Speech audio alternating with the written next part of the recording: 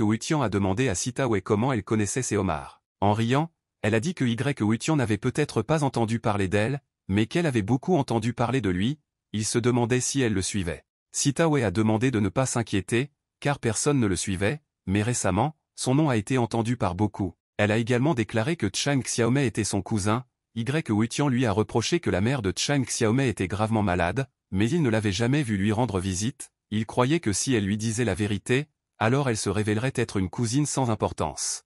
Sita Wei a expliqué qu'en fait, elle et elle étaient assez proches auparavant, mais que maintenant tout est beaucoup plus compliqué. Après cela, elle a voulu revenir pour discuter des homards. Wutian lui a dit qu'elle était un peu en retard, car il avait déjà promis de vendre les homards à Xinyu et peu importe à quel point son offre semblait tentante, il n'y avait rien à faire, pensa Wutian. Xinyu a confirmé ses propos, ajoutant qu'il discutait simplement des détails de leur partenariat et que Sita Wei devrait repartir les mains vides cette fois. Sita Wei n'était pas contrariée, estimant que dans un avenir proche, ils auraient de nombreuses opportunités pour une coopération plus étroite. Selon elle, plus tôt ce jour arrivera, mieux ce sera. Elle a mis le chèque dans son t-shirt, disant qu'il pourrait le garder comme gage de leur future relation. Wutian lui a demandé si elle avait peur qu'il s'enfuit simplement avec l'argent. Sita Wei ne croyait pas qu'il était une telle personne.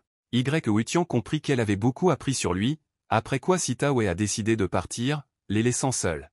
Wutian lui a demandé de l'attendre et de récupérer son chèque. Sita Wei ne le considérait en fait pas comme une personne si simple et lui offrit sa carte de visite en retour.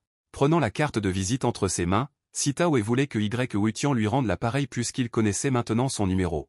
Wutian a deviné qu'elle était juste quelque chose. Elle a d'abord tenté d'en faire son débiteur, puis d'établir un partenariat, et devant l'échec, elle a décidé de connaître son numéro en lui offrant sa carte de visite. Ainsi, Sita Wei a obtenu le numéro de téléphone de Wutian, après quoi elle a promis de l'appeler et est partie. Après son départ, Xinyu a voulu parler à Wutian sans oreilles indiscrètes. En marchant le long de la plage, Wutian lui a demandé sa présence ici, si elle était ici à cause de son grand-père. Xinyu espérait vraiment son aide. Wutian a compris que malgré son âge avancé, son grand-père était partial et regardait les gens avec préjugés. Ce qui était plus important aux yeux de Wutian était qu'il avait publiquement humilié Kexin et Wutian ne pouvait tout simplement pas fermer les yeux sur cela. Elle a essayé de lui prendre la main, tout en s'excusant pour son grand-père, mais Wutian lui a fait signe de partir, commençant à expliquer la raison pour laquelle elle avait ignoré les appels. Tout cela parce qu'il n'a aucune envie de s'impliquer avec les personnes qui ont eu le courage d'organiser une tentative d'assassinat contre son grand-père, peu importe de qui il s'agissait. Wutian n'avait aucune intention de se mettre en travers de leur chemin. Xinyu a promis la sécurité garantie de Wutian avec l'accord de Wutian. Wutian a commencé à lui faire honte pour la sécurité qu'elle ne pouvait même pas assurer à sa propre famille. En outre, parlant du médicament, il a dit qu'il n'était pas si miraculeux, il est conçu pour maintenir le patient en vie et l'empêcher de mourir, et comme son grand-père est dans le coma, la pilule ne lui servira à rien. Xinyu réalisa que Wutian ne pourrait pas réveiller son grand-père et fut déçu que Wutian le remarque. De façon inattendue, elle a posé des questions sur Shen Kexin. Si Wutian l'aimait, Wutian a expliqué que beaucoup de choses s'étaient passées entre eux et que Kexin avait fait beaucoup pour lui dans le passé. Maintenant, il veut juste qu'elle soit heureuse.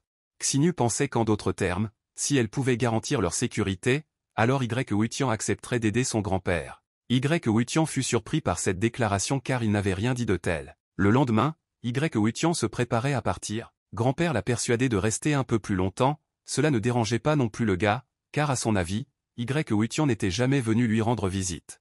Wutian a expliqué qu'il avait promis à Wang Geer de s'assurer que son grand-père n'avait plus besoin d'aller en mer, et c'est pour cela qu'il était venu, et maintenant qu'ils ont un étang à homard, ils n'ont plus à se soucier de gagner de l'argent, donc la promesse de Wutian est tenue à son avis. Grand-père a également essayé de transmettre son message selon lequel il ne pouvait pas rester assis sans rien faire. Wutian, à son tour, a dit au gars qu'il avait demandé à grand-père Li de lui payer 100 000 par mois sur les bénéfices de la vente de homards. En entendant cela, le gars a été choqué et a commencé à s'incliner pour remercier Wutian. Wutian a déclaré que c'était la part des bénéfices de l'homme et a ordonné que pendant son absence, ils prennent soin de grand-père Li et ne lui permettent en aucun cas de prendre la mer. Le gars était d'accord avec cela et lui a rappelé qu'il avait déjà cassé le bateau de son grand-père, comme l'avait demandé Wutian. Après avoir appris la nouvelle, le grand-père était furieux et a commencé à courir après le gars.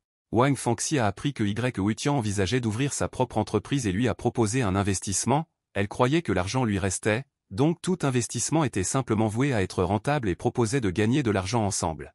Wutian a promis de payer le loyer et a demandé de ne pas essayer de s'accrocher à son succès. Le lendemain, Kexin était heureuse d'être chez elle. Wutian s'est approché d'elle et lui a rappelé ces paroles selon lesquelles elle aurait dû rester ici, mais elle n'a pas écouté. Kexin voulait revenir sur la conversation sur l'entreprise, pour savoir si Wutian avait trouvé quelque chose. Elle a compris qu'il aurait d'abord besoin d'employés et lui a proposé de commencer avec elle. Wutian fut surpris par cette proposition. Kexin a demandé de ne pas oublier qu'elle avait déjà créé une entreprise seule une fois. Wutian voulait savoir pourquoi elle était sûre de vouloir travailler avec lui.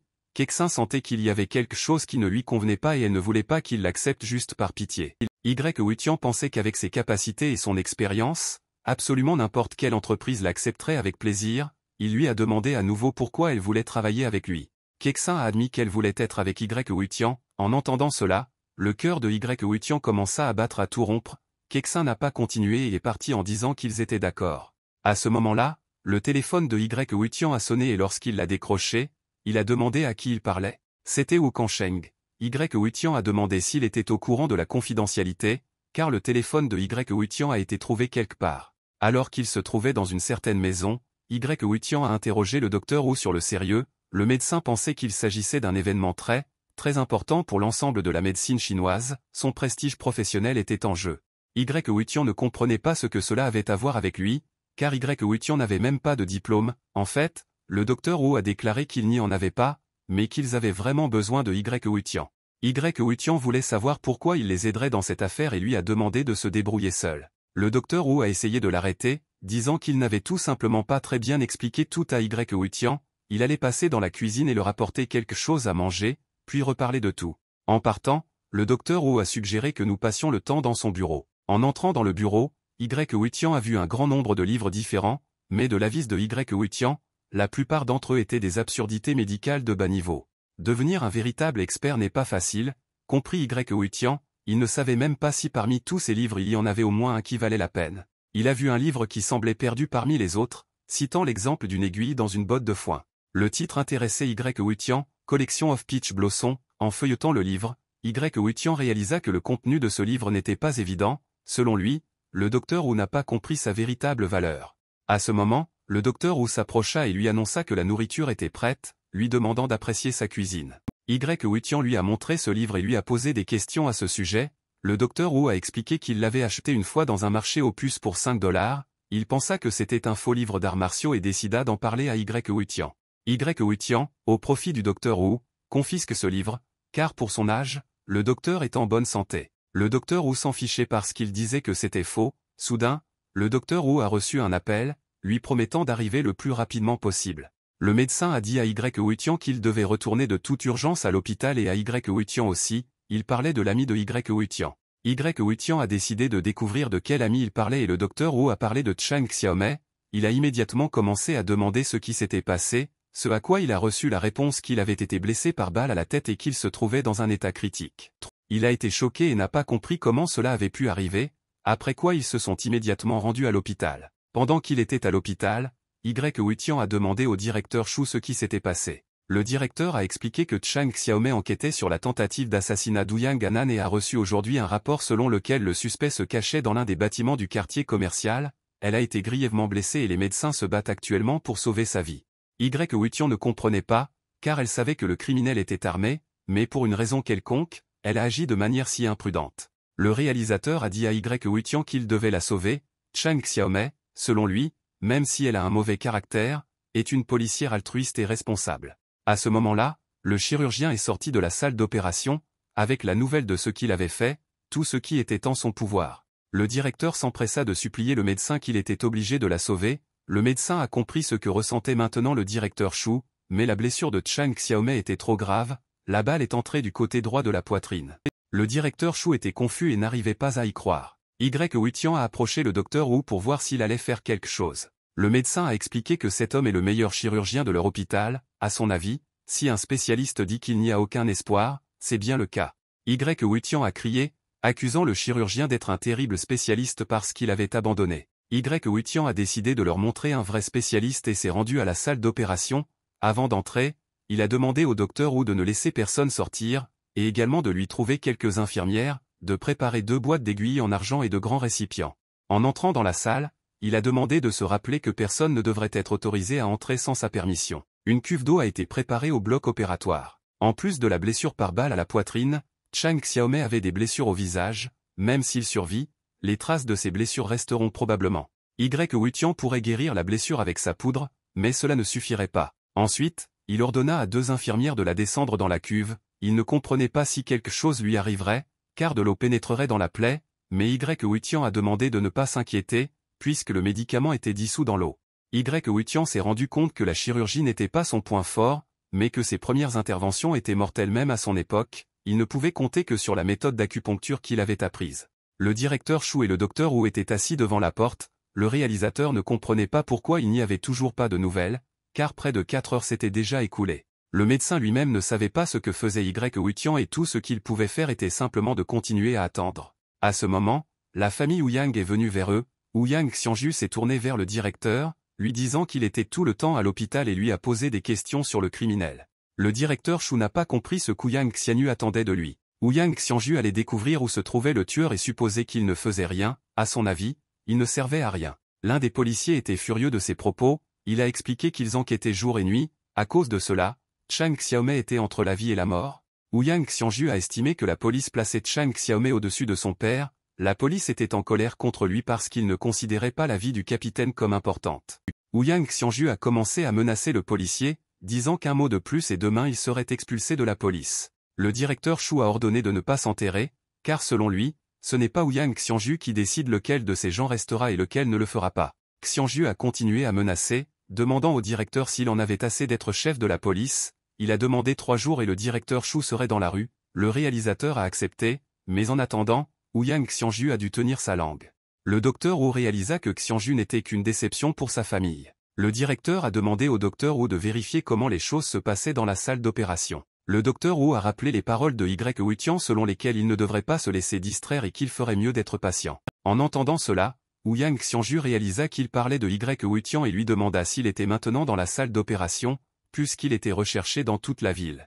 Le directeur ne comprit pas cela puisque soudain Ouyang Xianju ordonna à son peuple de lui amener immédiatement Wutian, car un patient l'attendait déjà. Le docteur Wu a essayé d'arrêter les gens, car Wutian était au milieu d'une opération et, à son avis, les gens voulaient tuer la victime. Le médecin a dit que personne ne devait le déranger pendant l'opération. Ouyang Xianju était surpris que la vie de quelqu'un puisse être plus importante que celle de son grand-père, accusant le médecin d'égoïsme.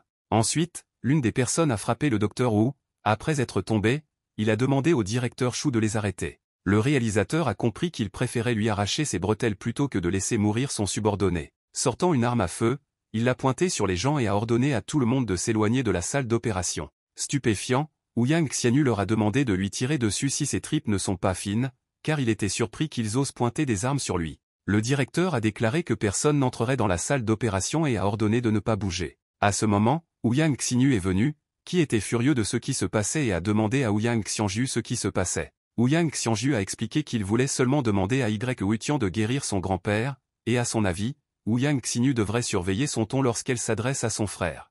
D'après ce qu'elle a entendu, elle pensait que Xianju ne comprenait pas à quoi ressemble une demande et a dit que son oncle découvrirait ce qui s'était passé. Xianju s'est rendu compte qu'elle le menaçait, mais Xianju a expliqué qu'elle ne faisait qu'énoncer un fait, puisqu'elle ne pouvait pas menacer son propre frère. Se tournant vers le docteur Wu, elle le rassura, lui demandant de ne pas s'inquiéter, car tant qu'elle serait là, personne n'oserait faire pression sur lui. Après cela, le directeur Shu a ordonné à tout le monde de ranger ses armes. Ouyang Xianju a dit qu'il faisait tout cela pour le bien de son grand-père et qu'il valait mieux qu'elle n'intervienne pas. Ouyang Xianju a demandé à son frère d'arrêter de se considérer plus intelligent que tout son entourage, à son avis, il surestime grandement son ingéniosité. Le docteur Wu a observé cela de côté et a été surpris qu'ils organisent des querelles de famille en public et qu'il n'ait pas peur de laver le linge sale en public. Ouyang Xianju regarda la porte et se demanda si Wutian pouvait faire un miracle. Après quoi, la porte s'est ouverte et Wutian a été aidé à partir de là. Le médecin a immédiatement commencé à poser des questions sur le succès de l'opération. L'infirmière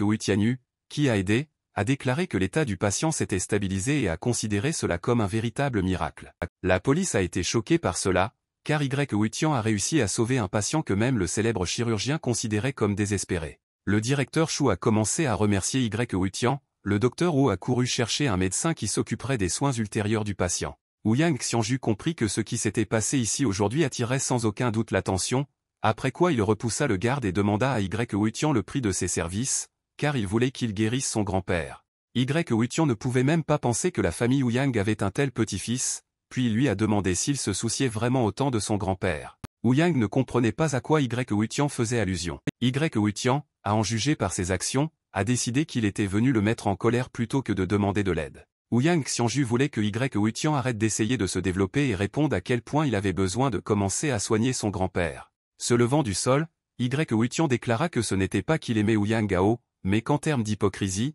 il était loin de Xianju. Il n'aimait pas cette déclaration et commença à traiter Wutian de fou, car connaissant ses capacités, il osait toujours lui parler sur un tel ton. Wutian, se tournant vers le directeur Shu, le rassura en lui disant que la vie de Chang Xiaomei n'était pas en danger, mais qu'à partir de maintenant, il devrait la surveiller de plus près. Le directeur Shu a promis de s'occuper de tout. Ensuite, à l'entrée de l'hôpital, Ouyang Xinyu a appelé Wutian et lui a demandé d'attendre. Elle pensait qu'il était génial et qu'elle ne savait pas que ses compétences médicales étaient si étonnantes. Wutian ne savait pas si elle était vraiment à bout de souffle juste pour la flatter, Xinyu espérait vraiment son aide. Wutian a expliqué qu'elle avait elle-même vu ce qui s'était passé, il pensait que si elle acceptait, elle se ferait certainement des ennemis, y compris les membres de leur famille Ouyang qui ne voulaient pas que leur grand-père se rétablisse. Il ne pouvait pas prendre de risques et lui a demandé de comprendre que s'impliquer dans des familles nombreuses comme celle-ci ne poserait pas de problème. Ouyang Xianyu a regardé tout cela depuis la fenêtre et a téléphoné à Lan. À partir de ce jour, la vie paisible de Wutian a été complètement détruite de la manière la plus inattendue, il est devenu célèbre. Les informations parlaient du docteur Wutian, une personne qui pratique la médecine traditionnelle chinoise, a sauvé la vie d'un patient considéré comme désespéré par les médecins. Les chaînes d'information n'ont pas compris quel secret se cachait derrière les talents médicaux mystiques du jeune homme de la famille YE. Selon les informations dont il disposait, Wutian était le médecin de rue qui s'est présenté il y a quelques mois. On a également dit que Wutian avait été expulsé de la famille YE. À leur avis, cette histoire cache encore de nombreux secrets. Après avoir appris la nouvelle, de nombreux riches et magnats ont commencé à chercher à rencontrer Wutian.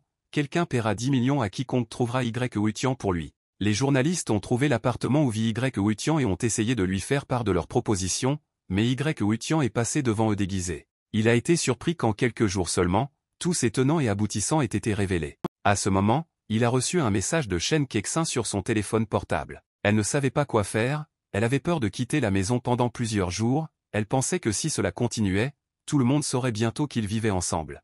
Wutian a voulu profiter de cette situation, leur rappelant qu'ils allaient ouvrir leur propre entreprise. Kexin a convenu que cela pourrait être utilisé si tout était correctement organisé.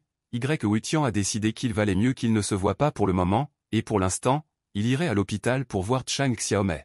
Suivant dans la famille Ouyang, le père, assis avec son grand-père, déclarait que jour après jour il ne faisait que discuter, les traitant non pas de médecins, mais de véritables charlatans. Ouyang Xinyu a dit à son père qu'il savait que beaucoup de membres de leur famille ne voulaient pas que grand-père aille mieux. Le père a rappelé qu'en plus de ces personnes, il existe 3 autres familles. Selon lui, si la famille Nangong se concentre entièrement sur le show business, elle restera certainement neutre, mais il ne pouvait pas en dire autant des 2 autres familles, notamment de la famille Sita. Ouyang Xinyu se souvint qu'elle avait récemment rencontré Situ Wei et pensait qu'il préparait définitivement quelque chose. Elle a également dit à son père que Wutian ne voulait pas les aider parce qu'il craignait pour sa sécurité. Le père pensait que Wutian devait simplement être d'accord avec ça, et il trouverait quelque chose à ce sujet. Au domicile de la famille YE, la sœur de Wutian regardait les informations à la télévision, qui parlait du merveilleux docteur, elle ne comprenait pas où il se trouvait maintenant et voulait juste qu'il rentre à la maison. Plus loin à l'hôpital, dans la chambre de Chang Xiaomei, se trouvait le docteur Wu, Wutian et le directeur Shu. Le réalisateur a interrogé Wutian sur son état, il a expliqué qu'elle se rétablissait et qu'à son avis, elle devrait se réveiller demain. Wutian voulait savoir si quelque chose pouvait être fait au visage de Xiaomei, il a également déclaré que les journalistes l'ennuyaient et qu'il voulait s'en débarrasser d'une manière ou d'une autre. Le médecin pensait que c'était l'occasion pour Wutian de devenir célèbre, car avec ses compétences médicales, selon le médecin, il n'était pas destiné à rester dans l'ombre. Wutian voulait juste savoir comment s'en débarrasser, ce à quoi le directeur Shu a proposé 2 solutions à ce problème. Premièrement, soit Wutian continue de se cacher d'eux, deuxièmement, soit attendre que l'intérêt du public à son égard diminue. Wutian pensait que c'était logique, mais il ne voulait pas vieillir d'ici là. Soudain, Ning Xiki a ouvert la porte, annonçant qu'elle avait une offre. Wutian a remarqué que la famille Ning était arrivée et lui a demandé de parler depuis son arrivée. Ning Xiki pourrait lui dire comment résoudre son problème s'il voyageait avec elle. Sur la route, Wutian regarda Ning Xiki. Elle lui a demandé de ne pas la regarder ainsi, mais il a attendu qu'elle commence à parler, comme elle l'avait promis. Wutian a supposé qu'elle parlait probablement de son grand-père, le vieil homme Ning, car à son avis, elle ne pouvait pas en dire plus. Ning Xiki lui a dit de se taire, car tôt ou tard, elle lui rembourserait tout. Huitian a fait le clown, demandant où elle tirerait cette fois, dans la poitrine ou directement dans la tête. Ning Xiki ne comprenait pas pourquoi il parlait encore de cela, car elle s'était déjà excusée. Il a expliqué que s'il lui avait fait quelque chose de mal, il s'est ensuite excusé. Comment va-t-elle réagir dans ce cas?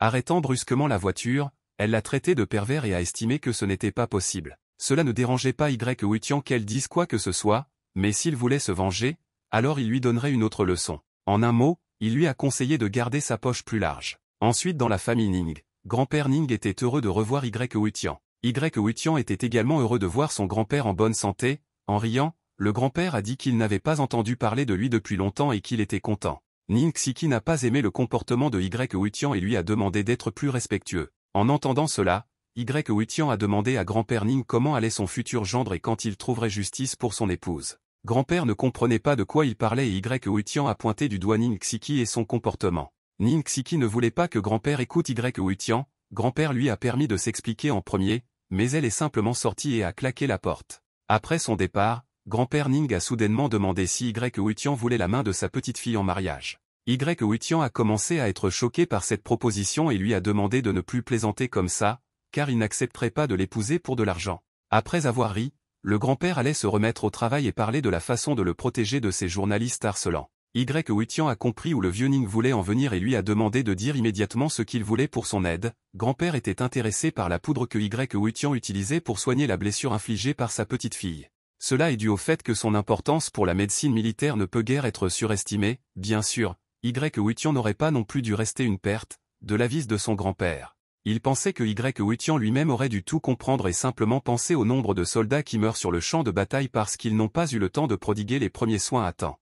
Huitian était d'accord avec cela et il ne pouvait pas dire que la vie de leurs vaillants soldats lui était indifférente, mais il se considérait néanmoins comme un homme d'affaires et pensait avant tout à ses propres intérêts. Selon lui, ces médicaments sont accessibles à tous ceux qui peuvent les payer.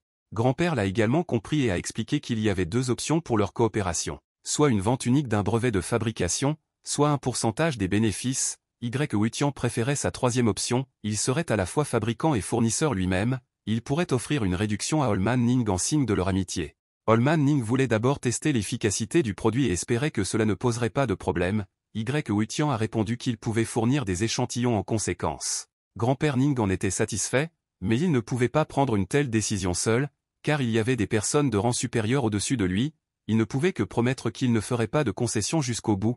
Huitian était également satisfait de ces conditions, mais grand-père Ning devait d'abord faire quelque chose avec les journalistes. Maintenant, ils ont décidé de parler du problème de Huitian, grand-père lui a demandé s'il pouvait aider Ouyang Anan. Huitian sentit que ce n'était pas l'affaire de grand-père Ning et qu'il n'avait aucune intention de l'aider. Grand-père Ning a décidé de poser à nouveau cette question, car il pensait qu'Ouyang Anan avait déjà suffisamment payé pour son comportement. Huitian ne comprenait pas pourquoi il avait quelque chose à voir avec ça, car il pensait que ce n'était pas son problème et que ce n'était pas lui-même qui lui avait tiré dessus. Huitian n'avait même pas de permis de médecin et c'était pourquoi il n'avait aucune intention d'aider.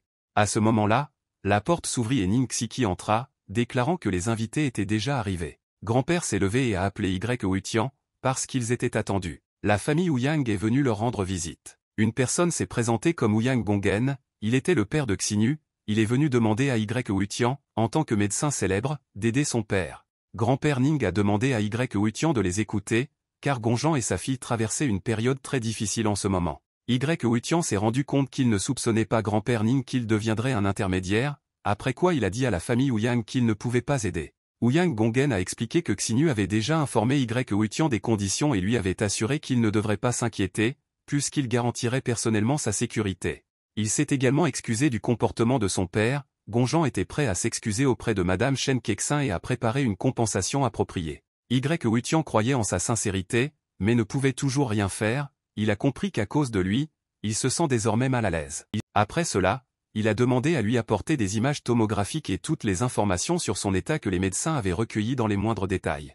Xinu a sorti un dossier de documents de son sac et les a donnés à Huitian. Huitian s'est également rendu compte qu'il avait lui-même sauté directement dans le piège qui avait été tendu, car Xinu avait déjà tout préparé à l'avance. 10 minutes plus tard, Huitian a déclaré que s'il avait tout compris correctement, alors Ouyang Anan avait déjà subi une blessure grave auparavant. Ouyang Bongen a confirmé cette information, affirmant que lorsqu'Ouyang Ganan avait 40 ans, il s'est cogné la tête puis s'est rétabli pendant une année entière. Ouyang Gongen a compris que, comme attendu d'un médecin miraculeux, Y Huitian a remarqué l'ancienne blessure à première vue.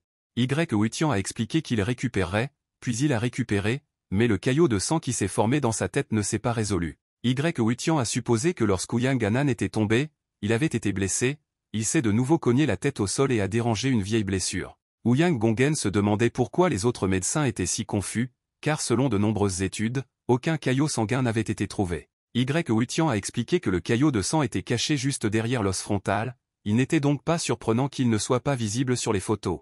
Il a calculé cela en utilisant une technique qui ne sera inventée que des décennies plus tard, la famille Ouyang, selon lui, ne comprendrait toujours rien. Ouyang Gongen a demandé à Y Huitian s'il disait la vérité, quelles sont leurs chances? Après réflexion, il a dit 10%, la famille a été choquée par ce qu'elle a entendu. Xinu a compris que même si Y Huitian ne donne que 10 chances sur 100, il y a encore moins d'espoir pour le reste. Y Huitian a admis que même ces 10% sont une prévision plutôt optimiste. Selon lui, le vieil homme Ouyang n'a tout simplement pas eu de chance, puisque l'ancienne blessure a entraîné des complications chez la nouvelle. Le vieil homme Ning a demandé à Y Huitian si tout allait si mal et même s'il ne pouvait rien faire, ce à quoi Y Huitian lui a rappelé qu'il était toujours un médecin, pas Dieu, et qu'il n'était pas tout-puissant. À ce moment, un appel téléphonique est venu de Shen Kexin. En décrochant le téléphone, elle a demandé de toute urgence à rentrer à la maison, car ils avaient une urgence. Il essaya de découvrir ce qui s'était passé, mais elle avait déjà abandonné. Ning Xiki est venu rendre visite à Y Huitian et il l'a remarqué, après quoi il a demandé à le conduire. Ning Xiki a expliqué qu'elle n'était pas d'humeur aujourd'hui et a demandé à trouver quelqu'un d'autre. Se levant de sa chaise, Ouyang Xinu elle-même proposa de la conduire à Y Huitian puisqu'elle n'était pas occupée de toute façon. Ouyang Gongen en fut surpris et lui demanda si elle en était sûre, ce à quoi il reçut la réponse que tout allait bien. Y Huitian ne comprenait pas ce qui se passait, car il ne pensait pas que vomir quelqu'un était un si gros problème. Après cela, Y Huitian lui prit la main et ils partirent rapidement. Les Ouyang Gongen restants et le grand-père Ning ne comprenaient pas non plus ce qui se passait. Le grand-père Ning a demandé à son père s'il avait bien entendu qu'elle voulait le conduire. Le père lui-même n'en croyait pas ses oreilles, car Xinu ne laisse jamais monter d'homme dans sa voiture, ni même lui et son père. Il croyait que s'il la prenait, cela ferait une grande sensation, car tout le monde le savait. Puis, assise dans la voiture, Y Huitian lui a posé des questions sur son état, car elle respirait à peine depuis 10 minutes. Il a supposé qu'il la dérangeait, mais elle l'a rassuré en lui disant qu'elle allait bien. En arrivant dans la région de Tianxin, il aperçoit un camion de pompiers et cela lui rappelle déjà quelque chose, ainsi que le bâtiment. Réalisant qu'il y avait de nouveau un incendie, il s'est précipité vers l'appartement de Shen Kexin, espérant que cela ne se reproduirait plus. En courant vers l'appartement, Shen Kexin se tenait à proximité, qui a vu Y Huitian et s'est précipité vers lui et était très contrarié que leur appartement soit en feu. Y Huitian l'a rassuré que tout irait bien et que cela ne lui était pas étranger, il devait juste attendre que le feu soit éteint. Y Huitian comprit qu'une fois n'était pas suffisant pour quelqu'un et ils décidèrent de le répéter. Il devina que c'était encore l'œuvre d'Ouyang Gao. Y Huitian était indifférent à l'appartement, mais il ne voulait pas que Kexin s'inquiète pour eux. 2 heures plus tard, lorsque le feu fut éteint, Y Huitian se tourna vers Xinu pour qu'elle ne l'attende pas, car il n'avait plus de temps pour son grand-père. Xinu a dit qu'elle réfléchirait à la façon de l'aider, et d'ici là, elle a demandé à prendre soin d'elle. La propriétaire de l'appartement était en colère parce qu'elle avait accepté de leur louer l'appartement et ils l'ont remboursé par un incendie. Y Huitian lui a demandé de ne pas dire de bêtises, car elle leur a reproché l'incendie. Il a compris que l'appartement lui appartenait, mais leurs affaires y avaient été brûlées. L'hôtesse a expliqué que cela s'appelle un risque commercial, à savoir qu'il ne peut pas leur en rejeter la responsabilité. Elle ne savait pas quoi faire maintenant, car les réparations lui coûtaient très cher et elle a payé jusqu'à 3,96 millions de yuan. Y Huitian a dit que demain il apporterait de l'argent et achèterait l'appartement. L'hôtesse en était contente, mais lui demanda s'il avait assez d'argent. Il comprit qu'il n'avait plus d'argent maintenant et que Kexin avait tout investi dans les temps à Omar. À ce moment, Xinu a sorti un chèque de 4 millions et l'a remis au propriétaire, lui demandant de ne plus les déranger. Le propriétaire en était satisfait et a déclaré qu'il pouvait désormais faire ce qu'il voulait de l'appartement. Y Huitian a accepté d'accepter l'argent, mais a promis qu'il rembourserait la dette dès que possible. Xinu a demandé de ne pas s'inquiéter des petites choses. En inspectant l'appartement après l'incendie, Kexin était bouleversé par les vêtements et les bijoux perdus. Xinu a proposé son aide pour le nettoyage, mais Y Huitian pensait qu'il n'y avait plus rien à nettoyer là-bas. En regardant autour de lui, il remarqua un morceau de papier encore intact,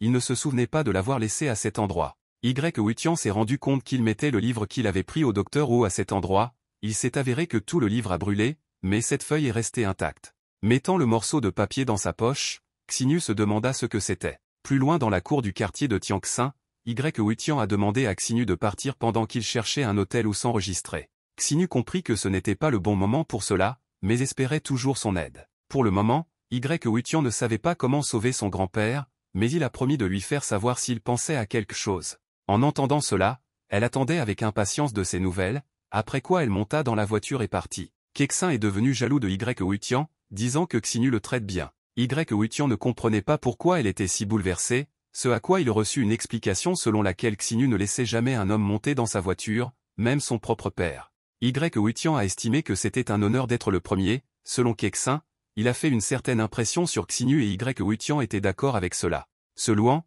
il allait lui demander si elle l'aimait bien, car ce serait bien de se rapprocher d'une famille riche, à son avis. Kexin est monté dans la voiture, a claqué la portière et est parti sans attendre Wutian. Puis, alors qu'il était à l'hôtel et regardait une feuille du livre, Wutian n'a pas compris de quel genre de page il s'agissait, car il a lu attentivement le livre en entier, mais n'a rien remarqué de tel. Il pensait qu'il devait cacher un secret, mais aucune inscription n'y était visible. Décidant de vérifier cela, il alluma la lampe et y apporta le morceau de papier, il expliqua cela en disant que la température d'un feu ouvert n'était pas suffisante pour endommager ce papier. Une demi-heure plus tard, toutes ces actions n'ont servi à rien. Il s'est rendu compte que si le feu ne fonctionnait pas, alors il devait essayer l'eau, car il ne croyait pas que ce n'était qu'une feuille blanche. Après être allé aux toilettes, il a complètement mouillé ce drap et certains symboles sont immédiatement apparus dessus.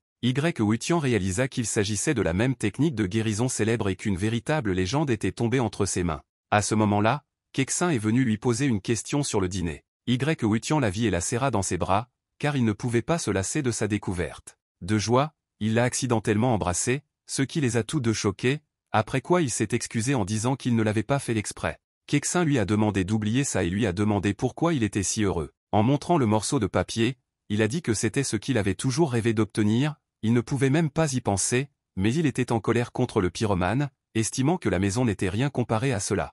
Wutian a suggéré à Kexin de tester cette technique ensemble, mais elle croyait que ce serait mieux sans elle, puisque de toute façon elle interférerait avec lui. Il lui suffisait d'être juste à côté de lui, après quoi elle partit et ferma la porte. Wutian est resté sur place et a commencé à lire les informations sur le morceau de papier. Il explique que le Xuanian Kui comporte 5 étapes consistant à renforcer le corps, à restaurer les os, à éliminer les gaz, à éliminer les maladies et à prolonger la vie. Des changements importants seront perceptibles à chaque étape, toutefois, cette technique ne convient pas à tout le monde, son utilisation réussie nécessite la connaissance des points d'acupuncture du corps humain.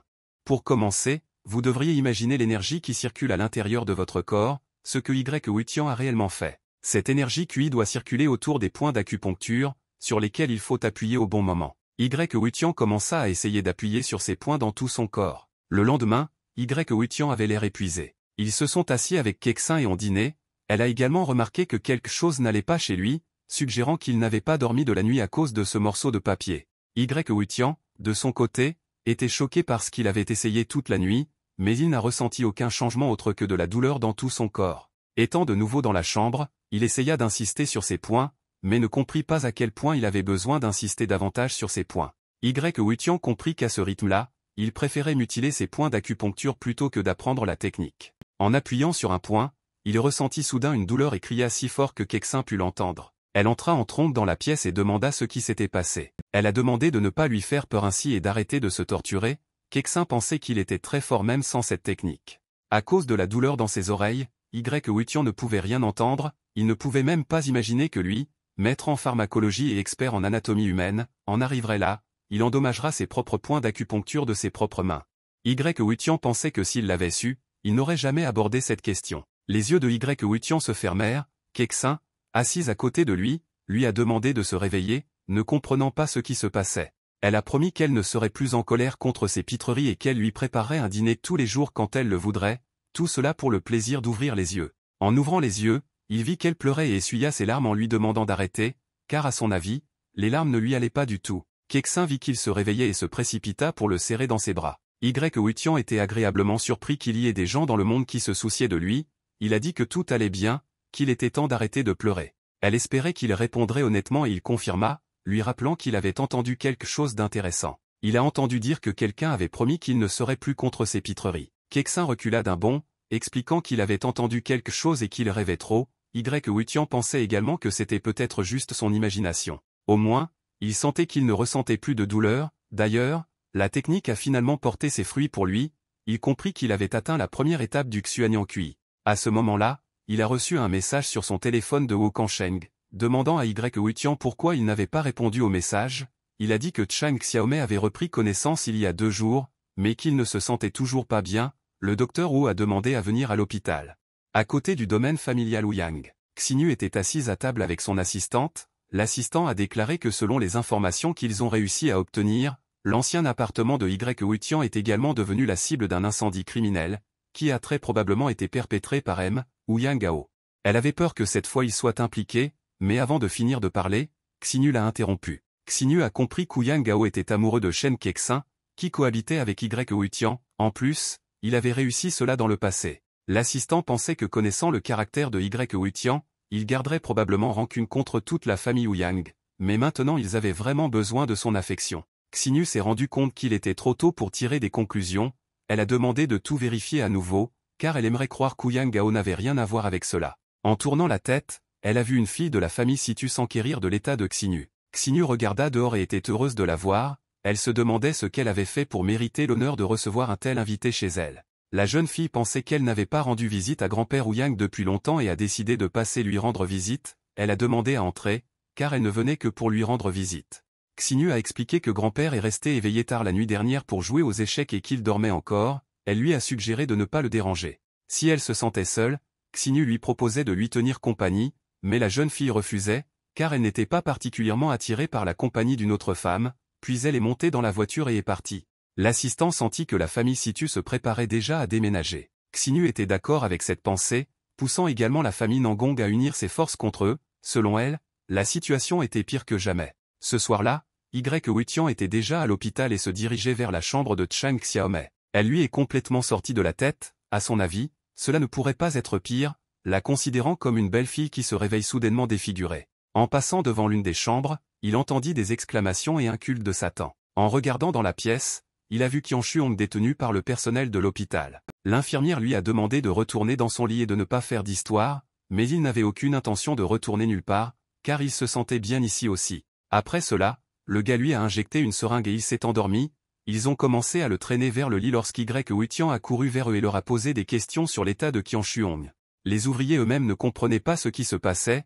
Qian Shuong a du mal à dormir la nuit et peut soudainement sauter dans le couloir et commencer à effrayer les autres patients. Y Wutian a demandé des nouvelles de sa famille, si elle faisait quelque chose pour aider son enfant, mais les travailleurs ont expliqué qu'ils ne pouvaient rien faire, puisque Qian Shuong était déjà hospitalisé. L'un des travailleurs a entendu dire que sa mère essayait de négocier avec divers hôpitaux étrangers un traitement à l'étranger. Ensuite, Y Wutian lui a seulement souhaité bonne chance et est parti. En passant devant les chambres, il les compta et trouva finalement la bonne chambre, 621. Il est entré et a vu Chang Xiaomei pleurer à la fenêtre. Y Wutian a allumé la lumière et Chang Xiaomei a immédiatement commencé à lui demander qui était venu la voir. Il s'est présenté et lui a proposé de s'enfuir avec lui, mais elle voulait juste qu'il parte. Y Wutian a commencé à expliquer qu'il n'avait pas tellement vu qu'il avait réussi à la désirer jusqu'aux larmes, il lui semblait qu'une éternité s'était écoulée. Il voulait qu'elle sourie enfin, parce qu'il se sentait mal à l'aise. Chang Xiaomei a commencé à pleurer et a demandé la raison de son salut. Elle pensait que c'était une vengeance pour le fait qu'elle s'accrochait à lui tout le temps et croyait qu'il valait mieux mourir que de rester en vie ainsi. Y Wutian n'était pas satisfaite de cela et a déclaré que si elle voulait vraiment mourir, rien ne pourrait être plus facile, puisqu'il sait comment sauver des vies, il sait bien sur le contraire. Il a lui-même commencé à l'encourager à commencer à faire cela, en lui disant qu'ils étaient au 6e étage et que si elle sautait par la fenêtre, il ne récupérerait même pas ses os. Xiaomei a estimé que Y Wutian ne pensait pas qu'elle oserait faire cela. Y Wutian pensait qu'il n'était en fait pas difficile de se suicider et lui a même proposé de l'aider à sortir du lit. Seule sa mère avait pitié de Y Wutian, il ne pouvait pas imaginer combien de temps elle vivrait si elle apprenait la mort de Xiaomei. Après avoir pleuré, Xiaomei a déclaré qu'elle comprenait elle-même la nécessité de vivre, mais à son avis, Y Wutian ne pouvait même pas imaginer ce qu'elle ressentait en voyant ce qu'il y avait sous son bandage. Y Wutian pensait que personne ne l'épouserait à cause de cela, alors il s'est proposé, car lui-même n'est pas difficile. Chang Xiaomei était embarrassé et a demandé à le répéter. Y Wutian répéta les mêmes mots, auxquels il reçut une exclamation disant qu'il ne savait même pas ce qui n'allait pas avec son visage et comment il pouvait dire cela. Y Wutian a expliqué qu'il l'avait opéré et voulait découvrir ce qu'il n'avait pas encore vu là-bas, répétant qu'il n'était pas revenu sur ses paroles. Chang Xiaomei n'en était pas sûr, Se considérant effrayante, Wutian voulait que sa femme soit une beauté, mais à son avis, Xiaomei a oublié comment il gagne son pain. Xiaomei a immédiatement ressenti de l'espoir et lui a remonté le moral. Wutian a déclaré que 50%, après cela, il lui a posé des questions sur sa proposition, si elle l'épouserait. Chang Xiaomei pensait que 50, c'était trop peu et voulait au moins 80%, auquel cas il y réfléchirait. Wutian a expliqué qu'il ne s'agissait pas d'échange sur le marché et qu'il pouvait l'augmenter de 10%.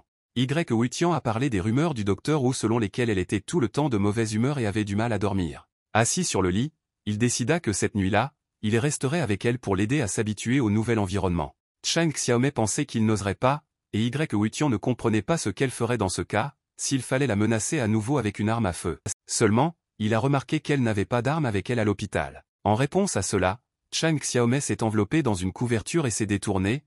Wutian a annoncé la présence d'une bonne nouvelle, à savoir qu'il avait trouvé comment surmonter la maladie de sa mère. Selon lui, d'ici la fin de l'année, il parviendra à la remettre sur pied. Elle se tourna vers lui et s'intéressa à cette nouvelle. Wutian a confirmé que cela était vrai, donc Xiaomei devrait bien se reposer, ne pas aggraver son état grave, et lui a souhaité bonne nuit. Elle a accepté et s'est endormie. Une demi-heure plus tard, Wutian était sur le point de partir alors qu'elle s'endormait. Juste après avoir fait un pas, elle lui prit la main et Wutian décida de rester. Le lendemain, le docteur Wu et le directeur Shu se sont rendus dans la chambre de Xiaomei. Le réalisateur s'est intéressé à son état. Le docteur Wu a expliqué que Wutian avait promis de venir la voir hier, alors maintenant tout devrait bien se passer et lui a suggéré de venir vérifier. En entrant, le directeur Shu lui a posé des questions sur son état et le docteur Wu était sûr que Wutian s'était occupé de tout. En entrant, ils virent quelque chose qui les choqua. Wutian et Xiaomei ont dormi dans une étreinte et ont fait divers rêves. Wutian l'a accidentellement mordu et a reçu une gifle. Chang Xiaomei était dégoûté par Wutian, mais il ne comprenait pas ce qu'il avait fait pour mériter cela. Elle remarqua qu'il était sur le lit et le rejeta car elle ne le laissait pas entrer. Wutian ne comprenait pas où était la justice, car selon lui, elle-même l'avait traîné et ne l'avait jamais laissé partir. Il a également imputé cela au fait qu'il n'y avait pas d'endroit où dormir là-bas. Le docteur Wu nous a dit de leur dire ce qu'ils faisaient là toute la nuit. Ils ne savaient pas qu'ils étaient en couple et ils se demandaient quand ils auraient le temps. Le directeur Shu a ri et a félicité Wutian, car tout le monde, à son avis, ne peut pas commencer une relation avec une fille, ce qui fait horreur à tout le service de police. Wutian a vu qu'il riait et leur a demandé de continuer, car en fait il dormait simplement. Se tournant vers Chang Xiaomei, il lui a demandé d'où venait tant de colère, car il n'y avait rien. Chang Xiaomei n'a pas compris comment il pouvait simplement dormir et a montré la morsure, demandant une explication. Wutian était gêné pour cela et a prétexté qu'il avait oublié d'éteindre le fer à la maison. Il s'est enfui et a claqué la porte. Avant qu'il ait eu le temps de partir, la salle a demandé à ne plus revenir.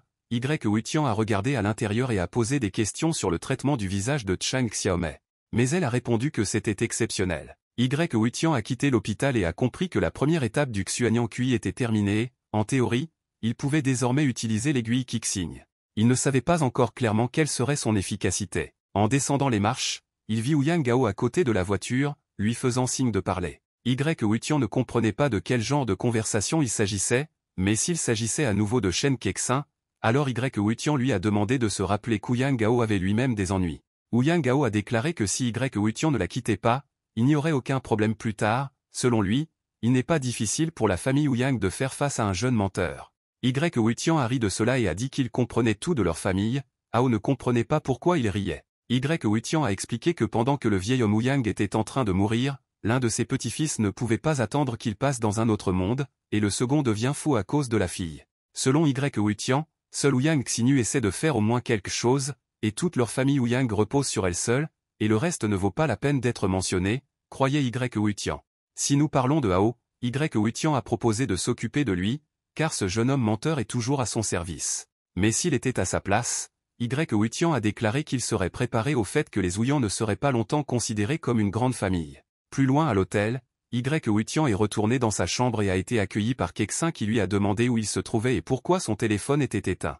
Wutian a expliqué qu'il avait quelque chose à faire et que la batterie de son téléphone était tout simplement épuisée. Assis sur le lit, il remarqua que les yeux de Kexin étaient rouges et lui demanda si elle l'avait attendu toute la nuit, mais elle répondit sèchement qu'elle ne veillerait pas la nuit à cause de lui. Kexin a proposé d'apporter des fruits, et Wutian s'est rappelé que récemment, sa connaissance Ouyang l'avait attaqué et lui avait ordonné de rester loin d'elle. Elle était intéressée par ce qu'il répondait. Souriant malicieusement, il répondit qu'il était d'accord, parce que sa famille était si riche et influente qu'il n'oserait pas contredire. En entendant cela, Kexin a décidé que dans ce cas, elle déménagerait aujourd'hui. Wutian lui a pris la main et a dit la vérité, Wu Yangao a répondu négativement, parce que Wutian aime vivre avec elle. Kexin a déclaré qu'elle avait remarqué que Wutian avait disparu des chaînes d'information et avait montré les informations en ligne sur son téléphone. Wutian était heureux d'être enfin hors de la une des journaux et a félicité Holman Ning pour sa vitesse. Kexin a continué à montrer des articles intéressants, quand, de manière inattendue, Wutian s'est demandé qui lui et Shen Kexin étaient l'un pour l'autre. Il ne comprenait pas, car ils ne semblaient pas être en couple, mais ils se comportaient comme des amants. Le lendemain à l'hôpital, dans la salle de Qianshuong, il courait partout sans vouloir dormir, il ne pouvait pas se coucher car, selon lui, il se transformerait en monstre. Sa mère lui a demandé de l'écouter, elle lui a dit qu'il avait besoin de dormir. Qianshuong se retournait et n'allait pas dormir, parce qu'il ne voulait pas redevenir un monstre. Maman voulait qu'il l'écoute et aille se coucher, mais Qianshuong a répété ces mots selon lesquels il ne voulait pas dormir et ne le ferait pas. Après avoir contacté les médecins, la mère a déclaré qu'elle le laissait chez eux. Les médecins ont pris une seringue et lui ont injecté Qianshuong, après quoi il s'est immédiatement endormi. Wutian est entré dans leur chambre et la mère de Qianshuong l'a remarqué, elle était contente qu'il ait décidé de les aider quand même. Wutian pensait qu'elle le surestimait et qu'il n'était en aucun cas tout-puissant. Maman m'a parlé des rumeurs selon lesquelles tout le monde dit qu'il vaut mieux ne pas trouver de médecin, elle espérait que Wutian ne laisserait pas la malheureuse femme dans le pétrin, et elle, à son tour, s'est engagée à tout faire pour lui. Wutian a demandé de décrire les symptômes de Qianshuong, il considérait cela comme une bonne opportunité de pratiquer la médecine. Maman m'a dit que dès que Qianshuong s'est endormi, il a commencé à rêver qu'il battait les gens. Au début, les cauchemars ne survenaient que la nuit, mais maintenant il ne peut pas dormir même pendant la journée. Wutian a compris qu'avec l'aide de Xuanian Kui, il pouvait le guérir, mais il pensait que Qianshuong ne le méritait pas. Après avoir écrit la recette sur un morceau de papier et l'avoir donnée, il ordonna qu'elle soit strictement suivie, ils verront s'il s'améliore à l'avenir. Wutian a également déclaré qu'il faisait tout cela uniquement pour elle, et non pour Qianshuong.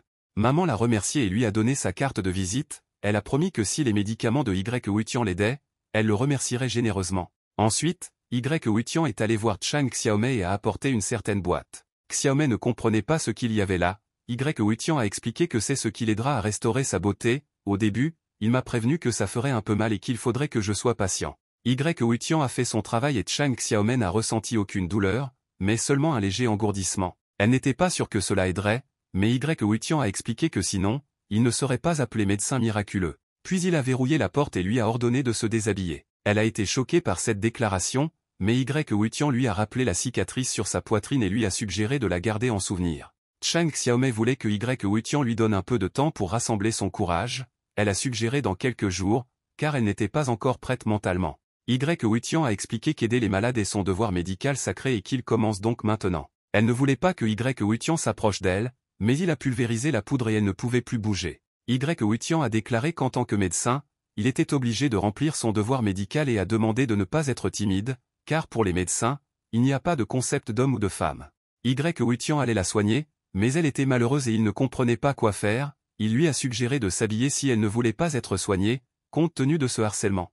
Wutian ne le pensait pas et expliqua en outre qu'elle était maintenant sa petite amie et que donc tout allait bien. Chang Xiaomei a été surprise par cette déclaration et a décidé de découvrir depuis quand elle est devenue sa petite amie. Wutian a rappelé ces paroles selon lesquelles personne ne l'aimerait et a dit qu'à partir de maintenant, elle pouvait oublier les autres gars, il pensait que depuis qu'il l'avait sauvée, elle devrait penser à lui. Chang Xiaomei ne comprenait pas pourquoi il n'abandonnait pas, et Wutian a tout considéré comme une facture médicale. Après tout, il a d'abord sauvé sa mère, maintenant il l'a sauvée elle-même et ne comprenait pas comment elle rembourserait cela. Chang Xiaomei a suggéré que si elle devenait sa petite amie, que ferait-il de sa petite amie et que lui dirait-il? Wutian comprit que c'était une question difficile et qu'il n'y avait pas encore trouvé de réponse, mais à long terme, il envisageait de leur acheter un grand manoir au pied des montagnes, où ils vivraient tous heureux pour toujours. Wutian lui a dit de se rappeler que le bandage ne devait pas être retiré et que la plaie ne devait pas être mouillée, le pansement ne doit pas être retiré devant qui que ce soit, notamment devant des médecins de sexe masculin.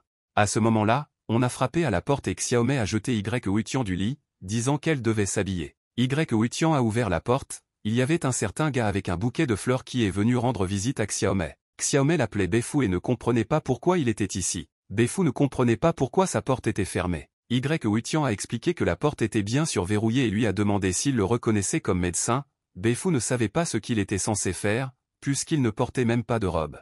Après avoir donné le bouquet à Xiaomei, il lui a demandé pourquoi elle ne l'avait pas prévenu qu'elle était à l'hôpital. Xiaomei ne voulait tout simplement pas faire d'histoire pour une bagatelle. Befo a posé des questions sur la blessure, si elle était grave, Xiaomei a commencé à répondre, mais Huitian l'a interrompu, disant que Befo était à l'heure, parce que Xiaomei s'inquiétait de cette égratignure insignifiante, et lui a demandé s'il l'aimerait malgré cela. Xiaomei s'est rendu compte que Huitian voulait tester les sentiments de Befo pour elle. Huitian lui demandait de lui parler, sinon elle aurait failli sauter par la fenêtre. Befo a décidé de s'en assurer et de lui demander à nouveau, mais Chang Xiaomei est resté silencieux et il a réalisé que c'était vrai, il n'arrivait pas à croire que la cicatrice derrière le bandage soit si grave. Huitian l'a motivé à aller réconforter Xiaomei, Huitian a rappelé que ce n'est pas l'apparence qui compte, mais ce qu'il y a à l'intérieur. Befo était d'accord avec cela et a posé des questions sur la chirurgie plastique avancée à leur époque, si cela aiderait. La réponse de Huitian a été décevante, il a expliqué que selon les médecins, même le meilleur chirurgien plasticien serait impuissant ici et qu'elle devrait vivre avec cela toute sa vie. Huitian l'a poussé à aller calmer Xiaomei, lui disant également qu'il ne s'agissait pas seulement du visage, car il y avait aussi des cicatrices sur le visage, sur le ventre et la poitrine. Befo a été choqué par cette déclaration et par le fait que les choses allaient si mal. Huitian lui a fait peur, disant qu'heureusement, les cicatrices étaient petites, de la taille d'une assiette seulement, il pensait que Befo devrait expliquer à Xiaomei que rien de grave ne s'était produit.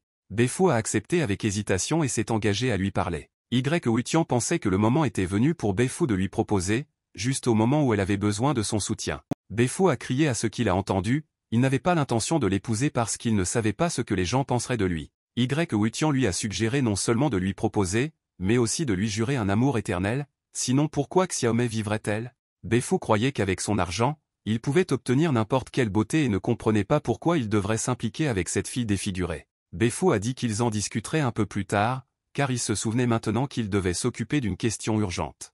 Chang Xiaomei était déçue de lui et ne croyait plus que le véritable amour existait dans le monde. Selon elle, elle ne ressentait rien de spécial pour lui, pour elle il n'était qu'un prétendant parmi d'autres. Elle a demandé à Huitian s'il était heureux maintenant, mais il voulait seulement montrer que dans le monde entier, elle ne pouvait trouver personne de mieux que lui. Xiaomei a déclaré que Befo lui jurait son amour presque tous les jours, mais en réalité, cela s'est passé différemment. Huitian était prêt à admettre qu'il ne se considérait pas comme un bon gars, mais selon lui, s'il aime une femme, il l'aime quoi qu'il arrive et n'abandonnera jamais ses sentiments. Chang Xiaomei se demandait ce que Huitian ressentirait si elle aimait plusieurs hommes à la fois. Huitian a répondu nerveusement qu'il se souciait d'elle et lui a demandé de constater par elle-même que de cette façon, elle aurait toujours des amis avec qui elle pourrait jouer au mahjong. Xiaomei pensait que nous devions encore rechercher une personne aussi éhontée que lui. Huitian s'en souvint soudainement et décida de lui poser des questions sur un certain Situé, puisqu'elle prétend être sa cousine. En colère, Chang Xiaomei a demandé ce qu'elle lui avait dit d'autre. Huitian ne comprenait pas pourquoi elle devenait si nerveuse à la simple mention d'elle. Chang Xiaomei ne savait pas qui avait décidé que quelque chose la liait à Situé et a demandé de ne plus la mentionner en sa présence. Elle a également conseillé à Huitian de rester loin d'elle. À ce moment, Huitian a reçu un appel téléphonique, c'était Wu Kansheng. Après avoir décroché le téléphone, Huitian s'est demandé ce qui s'était passé, le vieil homme Wu a expliqué que la dernière fois, il n'avait pas pu avoir une conversation normale et l'a appelé à Weju dans la soirée. Weju était l'un des clubs les plus luxueux de la ville. En arrivant là-bas à vélo, Huitian a été arrêté par la sécurité avec une déclaration selon laquelle il ne pouvait entrer qu'avec une carte de membre et ne pouvait pas être autorisé à entrer sans carte. Une voiture est passée avec Situé, qui a réalisé qu'il s'agissait du docteur Huitian. Elle lui propose de l'aider à entrer dans le club, lui demandant simplement de laisser son vélo dans la rue, lui assurant que personne n'oserait le voler. Huitian monta dans sa voiture, remarquant la jolie voiture et la belle tenue de Situé. Les gardes qui sont restés dans la rue ont été surpris que Huitian connaisse Madame Situ, ils se demandaient qui il était, c'était la première fois que quelqu'un voyait que Madame Sita avait décidé de laisser tomber quelqu'un. Une fois arrivé au club, Situé a déclaré qu'ils étaient là. Situé a remarqué que Huitian la regardait attentivement, Huitian lui a demandé d'être plus prudente, mais en réponse à cela, elle a seulement demandé à appeler sa sœur. Situé pensait que Huitian avait hâte de mieux se connaître, mais Huitian a seulement demandé si quelqu'un lui avait dit qu'elle ressemblait à une fée, il ne comprenait pas pourquoi, étant un génie comme lui, il devait endurer le harcèlement d'une fille. En entendant les mots d'association avec la fée, elle déclara qu'elle deviendrait volontiers sa fée personnelle. En réponse à cela, Huitian est sorti de la voiture en courant, expliquant qu'il avait commis une erreur et a demandé à le laisser tranquille. Situé lui a demandé de ne pas oublier de l'appeler lorsqu'il aurait fini ses affaires, car elle voulait lui parler seule. En entrant, le docteur Wu l'a appelé. Huitian ne comprenait pas pourquoi le médecin lui avait dit de venir, car selon Huitian, il savait très bien qu'il n'avait pas de carte de membre. Mais le docteur Wu s'est seulement excusé, disant qu'il l'avait oublié. Le docteur Wu représentait le secrétaire régional Zhu Yuanzhang, responsable des soins de santé à Dongsheng. Le secrétaire était heureux de rencontrer le célèbre médecin et Y. Huitian lui rendit l'appareil, lui demandant pourquoi il était nécessaire. Le docteur Wu a déclaré que dans 4 jours, il y aurait un échange de connaissances médicales entre la Chine et le PIN. Il aimerait inviter Y. Huitian à participer à cet événement. Y. Huitian a compris que c'était sérieux et a posé des questions sur ses demandes, car il n'avait rien à voir avec cela. Le médecin pensait que Y. Huitian devrait être présent au cas où, car l'année dernière, ils ont subi une défaite écrasante et doivent maintenant reconquérir à tout prix. Le secrétaire a expliqué que le docteur Wu avait une très haute opinion de Y. Huitian, c'est pourquoi ils voulaient le voir avec leur spécialiste. Y. Huitian pensait que c'était une mauvaise idée puisqu'il n'était même pas un médecin agréé. Le secrétaire a déclaré que ce n'était pas un problème et qu'il organiserait tous les documents nécessaires. Le docteur Wu a déclaré que l'événement ne durerait pas longtemps, 3 à 5 jours au maximum. Selon lui, Y. Huitian ne perdra pas beaucoup de temps, mais il a vraiment besoin de son aide. Y. Huitian n'a pas compris que le docteur Wu, à son âge, se soucie de petites choses comme gagner ou perdre.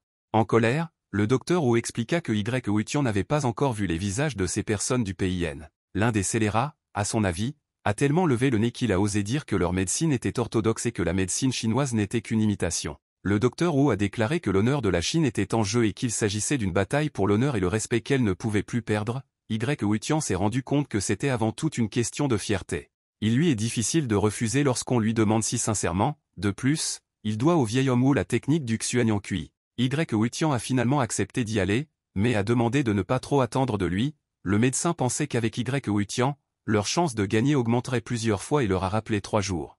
À ce moment-là, le téléphone de Y. Huitian a sonné et lorsqu'il l'a décroché, il a entendu une question de Situ Wei sur l'endroit où il se trouvait, car il lui manquait. Dans 5 minutes, elle allait venir le chercher, alors elle lui a demandé de ne s'enfuir nulle part. Y. Huitian n'a pas aimé ça et lui a dit d'arrêter de lui parler comme ça. Il décida qu'il n'était pas nécessaire de venir le chercher, mais maintenant il allait la retrouver et lui montrer de quoi un vrai homme était capable.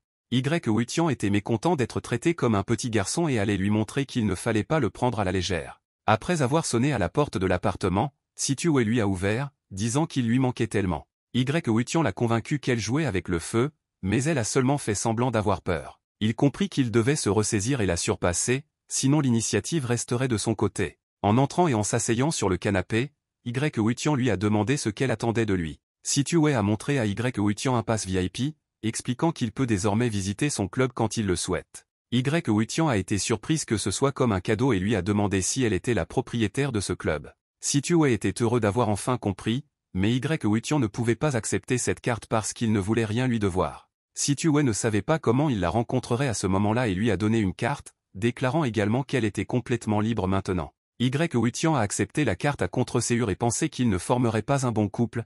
Il se demandait pourquoi elle avait besoin de lui. Situ Wei a déclaré que tout dépend de Y. Huitian et qu'elle aimerait vraiment mieux se connaître, l'invitant à devenir son médecin personnel. Y. Huitian a proposé son aide en tant que médecin, mais il n'avait besoin de rien de personnel pour lui. Selon Situ Wei, elle était en parfaite santé et voulait juste l'embaucher comme médecin personnel pour 100 millions par an.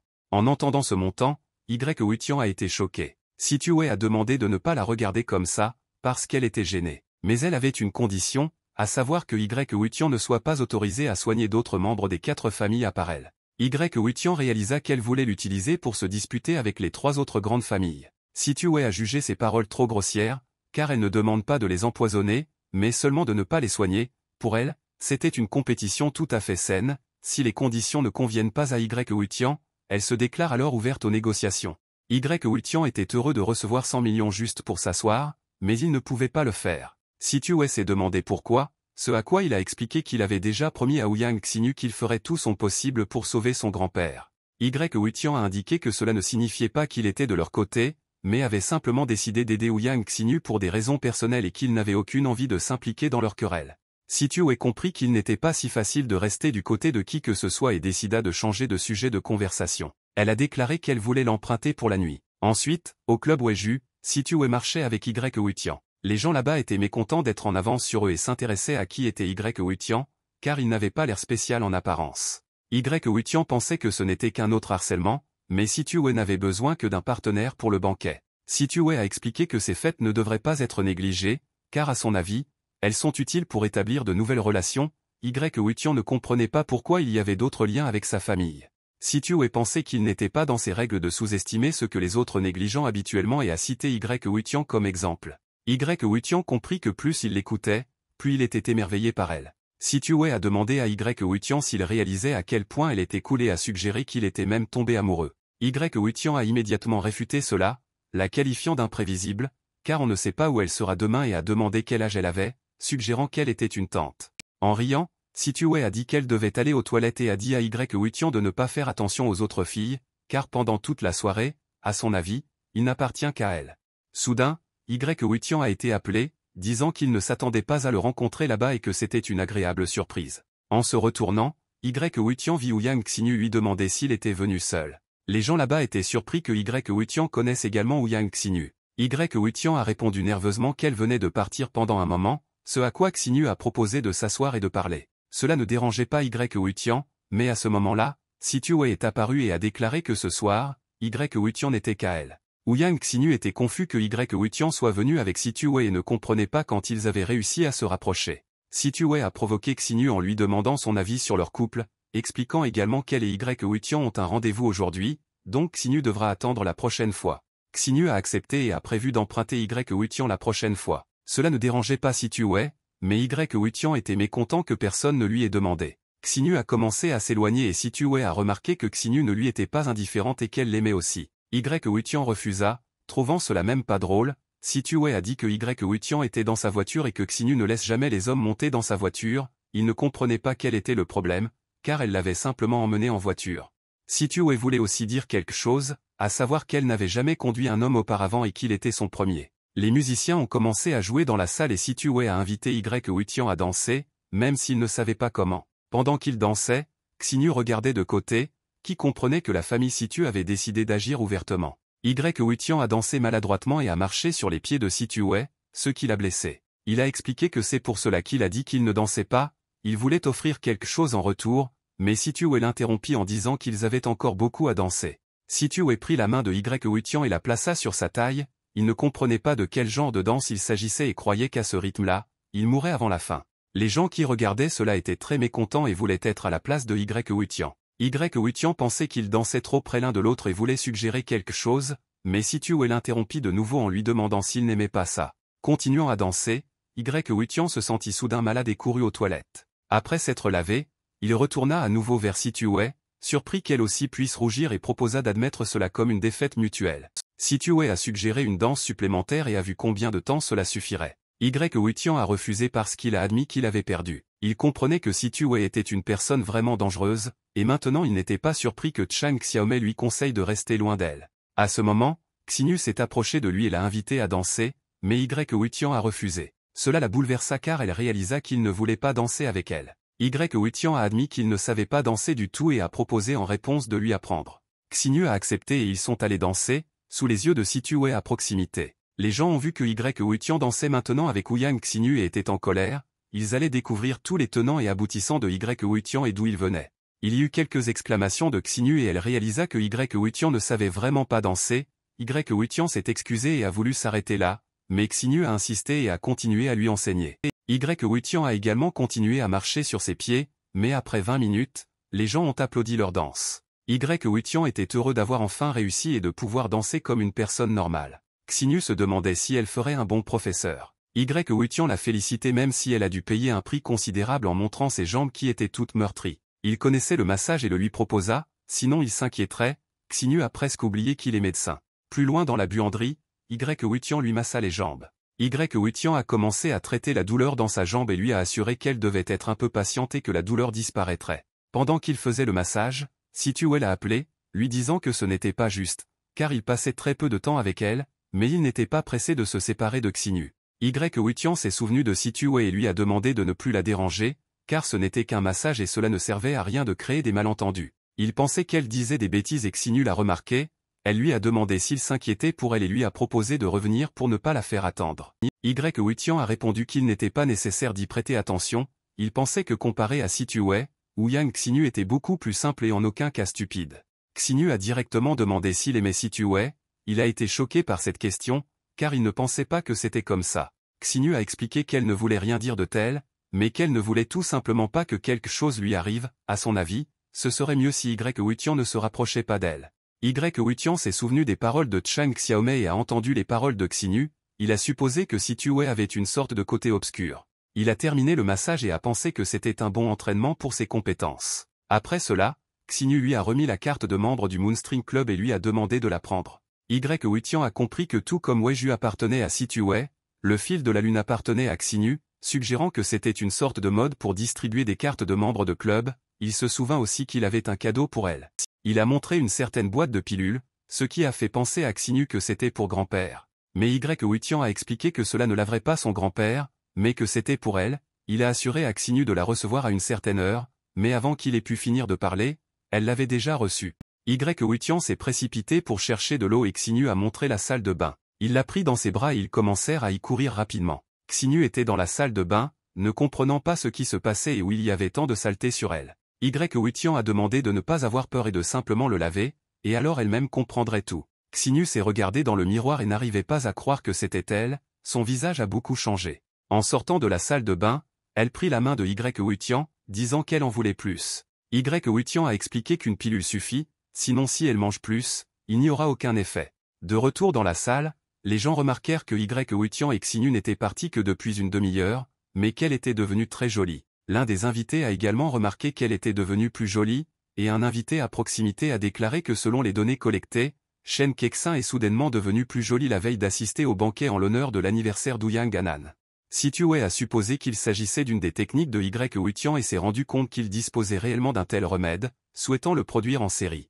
Elle s'est approchée de Wutian, disant qu'il l'avait complètement oublié, parce qu'il était tellement emporté par Xinu. En s'approchant de lui, elle lui suggéra de se préparer à rentrer chez lui et lui promit de le reconduire. Elle a compris que les femmes sont prêtes à payer n'importe quel argent pour la beauté et que ce médicament n'a littéralement pas de prix. Xinu a regardé cela et a cru qu'elle devait à tout prix persuader Wutian du côté de la famille Ouyang. Pour elle, le secret de cette pilule n'est pas moins précieux que ses compétences médicales. Arrivé sur place, Wutian a décidé de partir, mais Situé l'a arrêté, lui demandant s'il voulait dire quelque chose à la fin, parce qu'elle était si triste parce qu'il était avec Xinu, qu'il l'a complètement oublié. Wutian a répondu grossièrement qu'il s'en fichait. Situé a accepté de ne pas parler de Xinu maintenant et préfère revenir sur son offre de 200 millions par an. Wutian comprit que 200 millions juste pour ne pas essayer de guérir le vieil homme Ouyang était une proposition intéressante et il allait y réfléchir. Situé était contrarié que Xinu tourne tout le temps autour de lui et qu'il était gentil avec elle, mais froid envers Situé, suggérant qu'il ne l'aimait pas du tout. Wutian avait seulement peur de se faire brûler. Situé a commencé à expliquer qu'elle n'avait pas assez peur pour se faire brûler, citant comme exemple qu'elle l'avait touché et que rien ne s'était passé, mais Wutian n'a pas aimé ça et lui a demandé de faire attention, sinon il ne pourrait peut-être pas le supporter. À ce moment-là, la question résonnait de savoir ce que Wutian ne pouvait pas supporter et ce qui le retenait. C'était Shen Kexin qui voulait que tout lui soit expliqué plus en détail. Après que Wutian soit descendu de la voiture, Situé est parti, lui demandant de ne pas l'oublier. Shen Kexin n'aimait vraiment pas Situé et remarquant que Wutian essayait de partir, elle commença à lui poser des questions sur cette situation.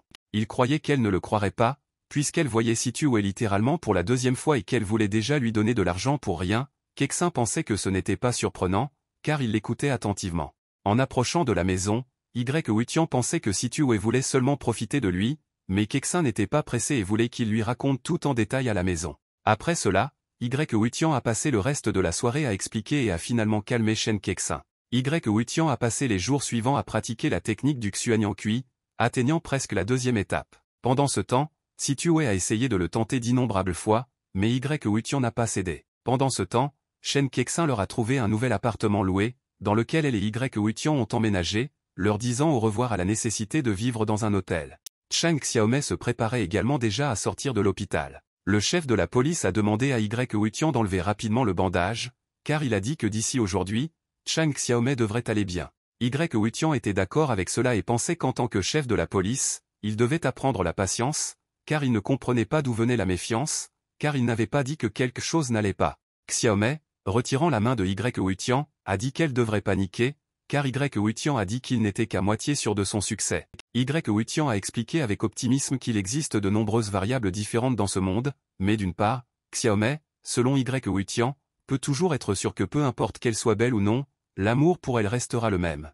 Après avoir retiré le bandage, Le docteur Wu et le chef de la police n'en croyaient pas leurs yeux et ne prononçaient pas un mot. Xiaomei a décidé de voir par elle-même, car aucune des personnes présentes ne pouvait y croire. Wuitian a pris le miroir et lui a demandé de promettre d'abord qu'elle deviendrait sa petite amie. Xiaomei a déclaré que lorsqu'elle était enfant, sa mère lui avait dit que son futur mari ne se débarrasserait jamais d'elle et lui avait demandé s'il était sûr de vouloir l'épouser.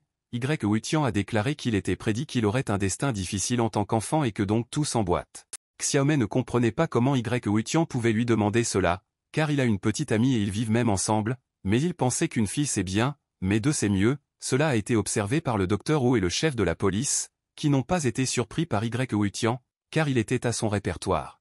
Xiaomei ne voulait pas lui parler et lui a simplement demandé de lui donner le miroir, mais Wuitian a tenu bon et lui a demandé de répondre avec précision. Elle lui a promis et voulait seulement se regarder rapidement dans le miroir, et Wuitian a dit au directeur Shu d'en être témoin. Le directeur a convenu qu'à son retour à la station, il dirait au gars de ne pas prêter attention aux bizarreries de Chang Xiaomei. En se regardant dans le miroir, Xiaomei a été surprise de constater qu'elle était redevenue normale et que son visage était véritablement restauré. Ensuite, Xiaomei a escorté tout le monde hors de la pièce, déclarant qu'elle retirerait elle-même les bandages restants. Le docteur Wu pensait que depuis que Chang Xiaomei s'était rétabli, il pourrait enfin partir et Wuitian a accepté. Le directeur Shu n'a pas compris où ils allaient, quel était le but de recevoir une explication de Wuitian selon laquelle ils allaient dans le pays N. En arrivant sur place, le médecin a demandé à Wuitian pourquoi il ne l'avait pas informé de sa peur de voler. Mais Wuitian ne savait pas que les avions existaient encore, le médecin fut surpris et pensa qu'il ne serait pas content. Une fois sortis dans la rue, une voiture devait leur être envoyée et ils se dirigèrent vers elle. Ils sont arrivés dans un hôtel du pays N, lorsqu'ils sont sortis de la voiture, ils ont déjà été accueillis par des personnes qui connaissaient le docteur Wu et étaient heureuses de les voir. Un gars a remarqué Wuitian et a été surpris par cette rencontre. Wuitian s'est adressé à lui par son nom, Hansa, disant qu'il ne s'attendait pas non plus à le voir là-bas. À ce moment-là, le docteur Kim Jae-shen s'est approché d'eux et a été surpris que Hange ait été renvoyé ici. Il ne pouvait pas croire qu'il n'y avait personne de meilleur en Chine, et c'est pourquoi ils ont continué à envoyer des généraux battus. Hange était en colère car il estimait qu'il était normal que toute compétition ait un gagnant et un perdant, reprochant au médecin d'être fier de sa seule victoire. En riant, le médecin a assuré que Hansa avait non seulement perdu l'année dernière, mais qu'il serait également vaincu cette année. Les gens à proximité n'en étaient pas satisfaits. Wuitian s'est immédiatement souvenu des paroles du docteur Wu selon lesquelles le docteur Kim Jae-shen était complètement insupportable. Le docteur Kim Jae-shen a proposé un pari à Hansa parce que Hansa est confiant dans son succès. Hansa a compris qu'il ne devait pas le faire, car aujourd'hui il représente la Chine entière et s'il fait un pari et le perd, cela affectera le pays tout entier. Le docteur Kim Jae-shen a demandé de ne pas avoir si peur, car il n'a pas demandé à mettre sa carrière en jeu. Hanja a finalement accepté le pari et a voulu savoir sur quoi il pariait. Le docteur Kim Jae-shen a expliqué que tout est simple, si Hansa perd, il tombera à genoux et admettra publiquement que leur médecine chinoise ne peut être comparée à la leur, et il conviendra également que lui-même, en tant que médecin, ne leur convient absolument pas en tant que spécialiste. Hansa ne savait pas quoi répondre. En remarquant cela, le docteur Kim Jae-shen a senti qu'il avait soudainement perdu confiance en ses capacités. À ce moment, Wuitian a demandé ce qui se passerait si le docteur Kim perdait. Les gens qui se trouvaient à proximité ne comprenaient pas d'où venait cet amateur. Le docteur Kim a expliqué que s'ils perdent, il leur présentera ses excuses. Wuitian a pensé que c'était injuste et a déclaré qu'il savait que leur pays était particulièrement célèbre pour certaines vidéos et ses belles filles. Dans ce cas, Wuitian voulait que si le docteur Kim perdait, il le leur ferait et le montrerait personnellement à Wuitian, puis ramperait entre ses jambes. Le docteur Wu a été surpris par cette proposition, car il pensait que même lui n'inventerait pas quelque chose d'aussi ridicule. Le docteur Kim était en colère parce que Wuitian ne savait pas à qui il parlait à son avis, mais Wuitian s'en fichait. Le docteur Kim a accepté ces conditions, ajoutant que si Wuitian perd, il se cassera les deux bras et ne pratiquera plus jamais la médecine. Wuitian pensait que le docteur Kim était encore plus malhonnête que cela, mais ils ont conclu un accord. Hansa a remercié Wuitian, auquel il a demandé de rappeler qu'il ne représente pas seulement son équipe et la Chine tout entière, il avait besoin de croire en lui car il ne pouvait en aucun cas perdre face au docteur Kim. Un certain homme comprit qu'après un tel pari, il n'avait tout simplement pas d'autre choix que de croire aux capacités de Wuitian. Wuitian a promis de leur montrer de quoi il était capable lors de la compétition de demain. Le lendemain, les médecins se sont rassemblés dans la salle. On leur a expliqué que pour remporter la compétition, ils devaient remporter 2 manches sur 3, une manche par jour. Les participants ne sont en aucune façon limités dans les méthodes utilisées et tous les concours sont extrêmement équitables et ouverts. Aucun des participants n'a d'informations sur les patients. La première tâche pour eux serait de diagnostiquer le patient à côté du médecin qui lui expliquerait les conditions. Les participants pourraient tous agir ensemble, puis déterminer qui serait le plus efficace. Au bout d'un moment, le médecin a demandé à le suivre jusqu'à la salle de conférence. Les participants auront 1 heure pour présenter leurs résultats et suggérer un traitement. L'un des participants a demandé ce que pensaient les personnes présentes. L'un d'entre eux a déclaré que sans dialogue avec le patient et sans examen normal, rien ne pouvait être compris à l'œil nu dans un tel moment. Le participant assis à côté de lui était d'accord avec cela. Hamza a approché le docteur Wu et lui a expliqué qu'il pensait que le patient pourrait présenter des symptômes de migraine. Du point de vue de la médecine traditionnelle, il pensait qu'il devait réduire l'influence des éléments feu et air sur le corps et soutenir l'énergie vitale du foie et des reins. Le docteur Wu a convenu qu'il s'agissait d'une migraine, mais il a préféré la médecine occidentale et a suggéré de s'en tenir à sa version. Le docteur Wu s'est demandé si Huitian avait des objections, mais il était d'accord avec tout et a proposé de rédiger une ordonnance, car de toute façon, ce n'est qu'un début à son avis. S'approchant de l'homme qui expliquait les règles et qui était le juge, il lut l'ordonnance du docteur Kim Jae-shen, le félicitant du fait qu'elle était écrite dans un style occidental et qu'elle était plutôt belle.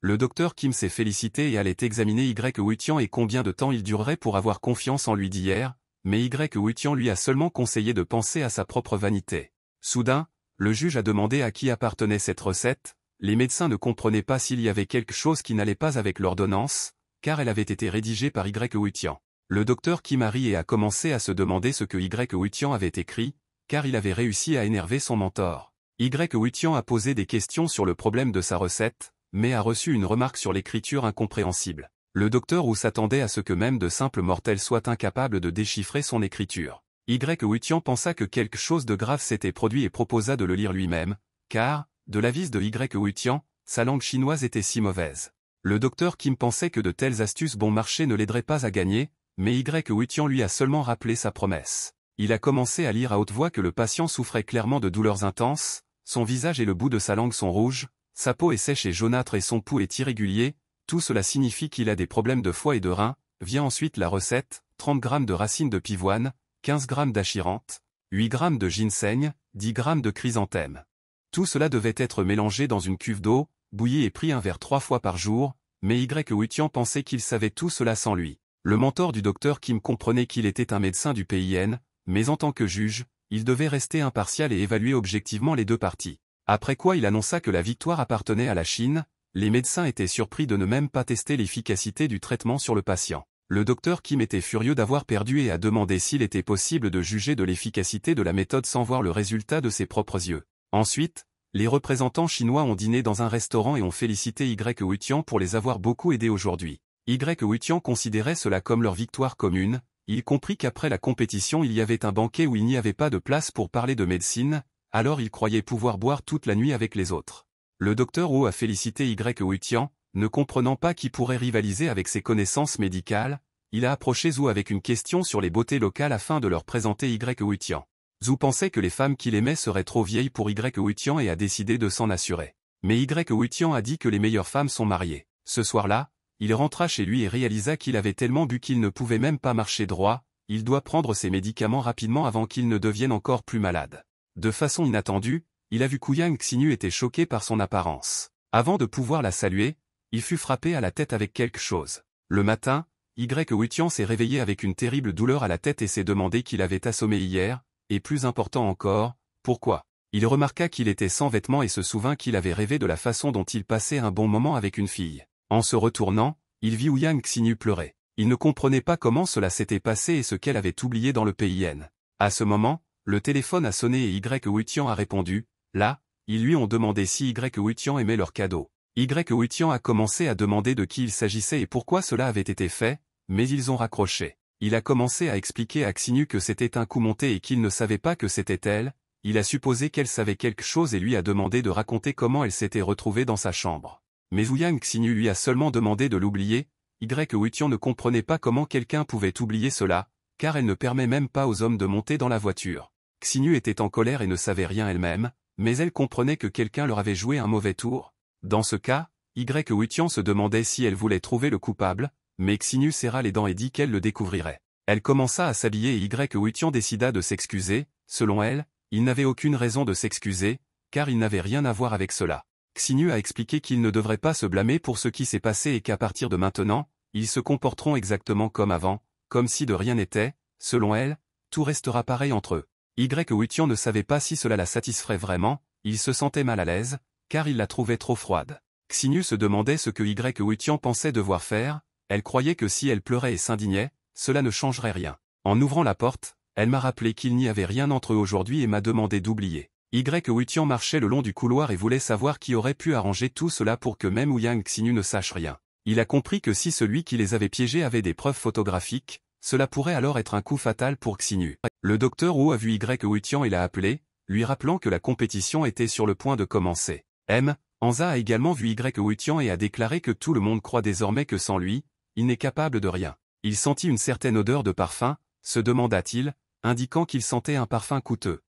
Hansa a expliqué, disant qu'il comprenait maintenant où Wutian était allé et lui a demandé comment il avait passé la nuit. Wutian n'était pas d'humeur et a dit à Hansa de garder la bouche fermée, sinon il s'assurerait qu'il ne pourrait pas ouvrir la bouche pour le reste de sa vie.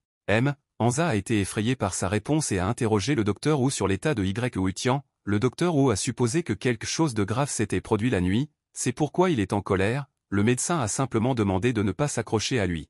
Étant dans la même pièce, les gens ont vu que Wutian était plus sombre qu'un nuage et ont rappelé les paroles du docteur Wu selon lesquelles il valait mieux ne pas interférer avec lui maintenant. Le docteur Kim Jae-shen est passé par là et a commencé à se moquer de lui, disant qu'il avait hâte de recevoir une leçon. En s'approchant de Wutian, il a promis qu'il n'attendrait pas grâce aujourd'hui et lui a demandé de se préparer à s'enfuir et à pleurer. Le docteur Wu a compris ce qui allait se passer et a présenté ses condoléances au docteur Kim. Wutian lui a seulement demandé de simplement disparaître. Le docteur Kim Jae-shen voulait savoir ce que Wutian dirait du fait que leur pays perdait ses compétitions depuis plusieurs années maintenant. Wutian a décidé de lui rappeler que leur pays est célèbre pour sa chirurgie plastique. C'est dans cet esprit qu'il a défié le docteur Kim, affirmant qu'il prouverait que leur chirurgie plastique était terrible. Le docteur Kim et le gars à côté de lui ont ri parce qu'ils pensaient que Wutian perdrait de toute façon. Wutian les a seulement avertis de rire tant qu'ils le pouvaient, car selon lui, il le piétinerait dans son propre domaine.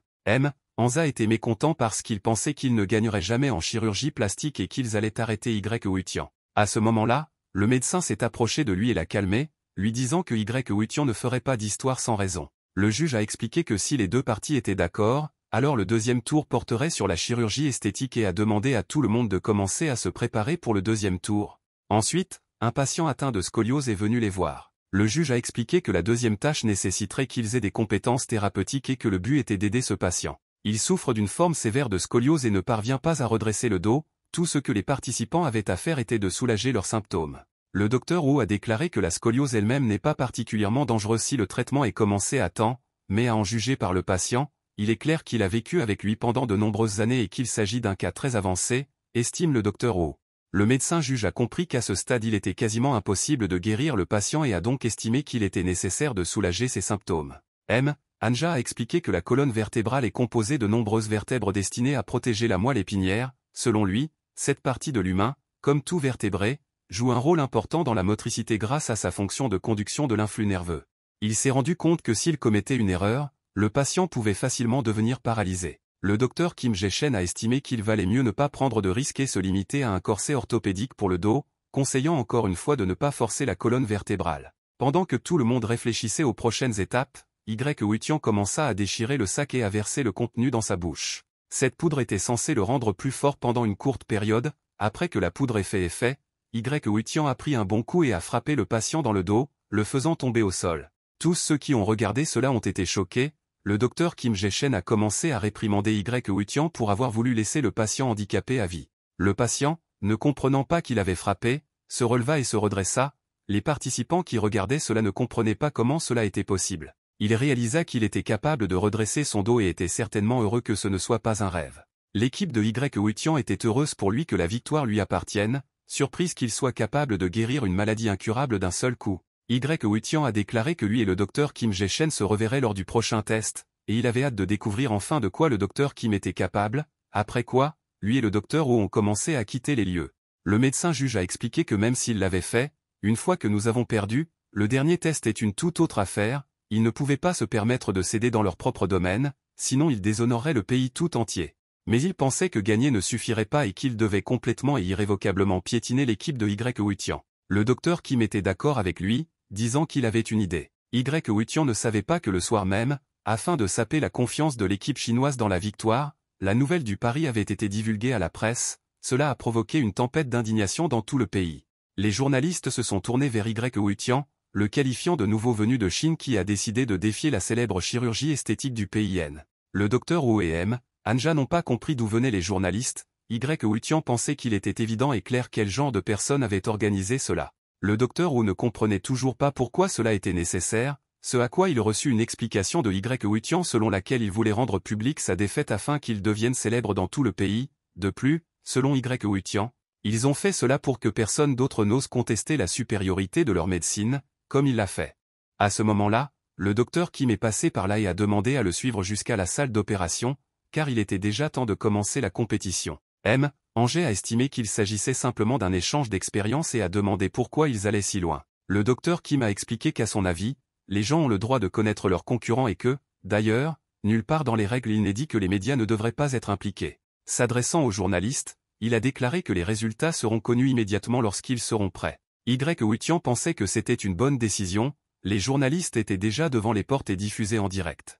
Soudain, la porte a cliqué et le journaliste a annoncé qu'après une opération de 3 heures, Kim Jong, expert dans le domaine de la médecine traditionnelle, avait terminé son travail. À sa sortie, Kim Jong a annoncé que l'opération avait réussi et que les bandages pourraient être retirés dans 10 jours, les gens pourront alors voir le résultat. Il a vu Y Huitian et espérait que sa défaite ne serait pas trop évidente, sinon, à son avis, les gens commenceraient à dire qu'il était victime d'intimidation. M. Anja a expliqué que même si Kim Jong gagnait ce tour, la victoire leur appartiendrait toujours. En colère, Kim Zeng a déclaré que c'était au tour de Y Huitian de se montrer. Y Huitian était sur le point de se mettre au travail, car à son avis, si Kim Jong est impatient de se tromper devant tout le pays, alors qui est-il pour se mettre en travers de son chemin? Il entra dans la pièce et le docteur Wu lui demanda s'il avait besoin d'un assistant. Mais Y Huitian pensait que pour une opération aussi insignifiante, lui seul était plus que suffisant, mais que tout le monde pouvait être présent en tant qu'observateur, contrairement à Kim Jong, sans citer son nom, ce n'est pas quelqu'un qui ne peut que faire des grimaces. L'équipe du PIH ne pensait pas que Y Huitian pouvait y faire face seul, sans l'aide d'un assistant. Ensuite, Y Huitian a enfilé son uniforme et s'est préparé à effectuer l'opération. Y Huitian a versé la poudre du sac dans un bol d'eau, après quoi l'eau est devenue sombre. Après avoir humidifié le coton avec de l'eau, Y Huitian commença à le frotter sur le visage du patient. Le docteur Kim ne comprenait pas de quel type de chirurgie plastique il s'agissait, car cela ressemblait davantage à des cataplasmes de village. Le docteur Wu comprit que les techniques médicales de Y Huitian avaient toujours été extrêmement mystérieuses, en ce qui concerne les médicaments utilisés, selon le médecin, ils étaient effectivement similaires à la médecine traditionnelle chinoise, mais leur efficacité était sans précédent. Y Huitian a commencé l'opération et a commencé à couper sans anesthésie, selon les gens, ce qui les a choqués, mais le patient n'a pas réagi comme s'il ne ressentait rien. Après avoir bandé le visage du patient, Y Huitian a déclaré que le bandage pourrait être retiré après-demain. Le docteur Kim a ri, car il pensait que Y Huitian avait effectué une opération de 5 minutes et n'avait fait que ruiner le visage du patient. Y Huitian est sorti de la salle d'opération, disant qu'il ne voulait pas discuter avec lui maintenant et qu'il allait voir ce que le docteur Kim avait à dire sur les résultats du concours. Et voilà, 3 jours d'attente se sont écoulés, ce jour-là, il y avait beaucoup plus de journalistes à l'hôpital. Non seulement les journalistes du PIN, mais aussi de nombreux médias étrangers se sont intéressés aux résultats de l'opération. Après tout, un jeune homme a osé contester la célèbre chirurgie esthétique du PIN, ce sujet a rapidement gagné en popularité.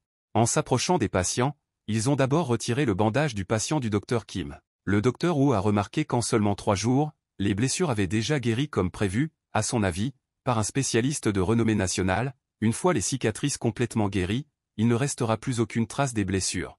Le docteur Kim pensait qu'il s'agissait pour lui d'une opération ordinaire, mais il était intéressé par le résultat de son adversaire. Y Huitian a retiré le bandage de son patient et toutes les personnes présentes ont été choquées par ce qu'elles ont vu, il n'y avait aucune cicatrice sur le patient.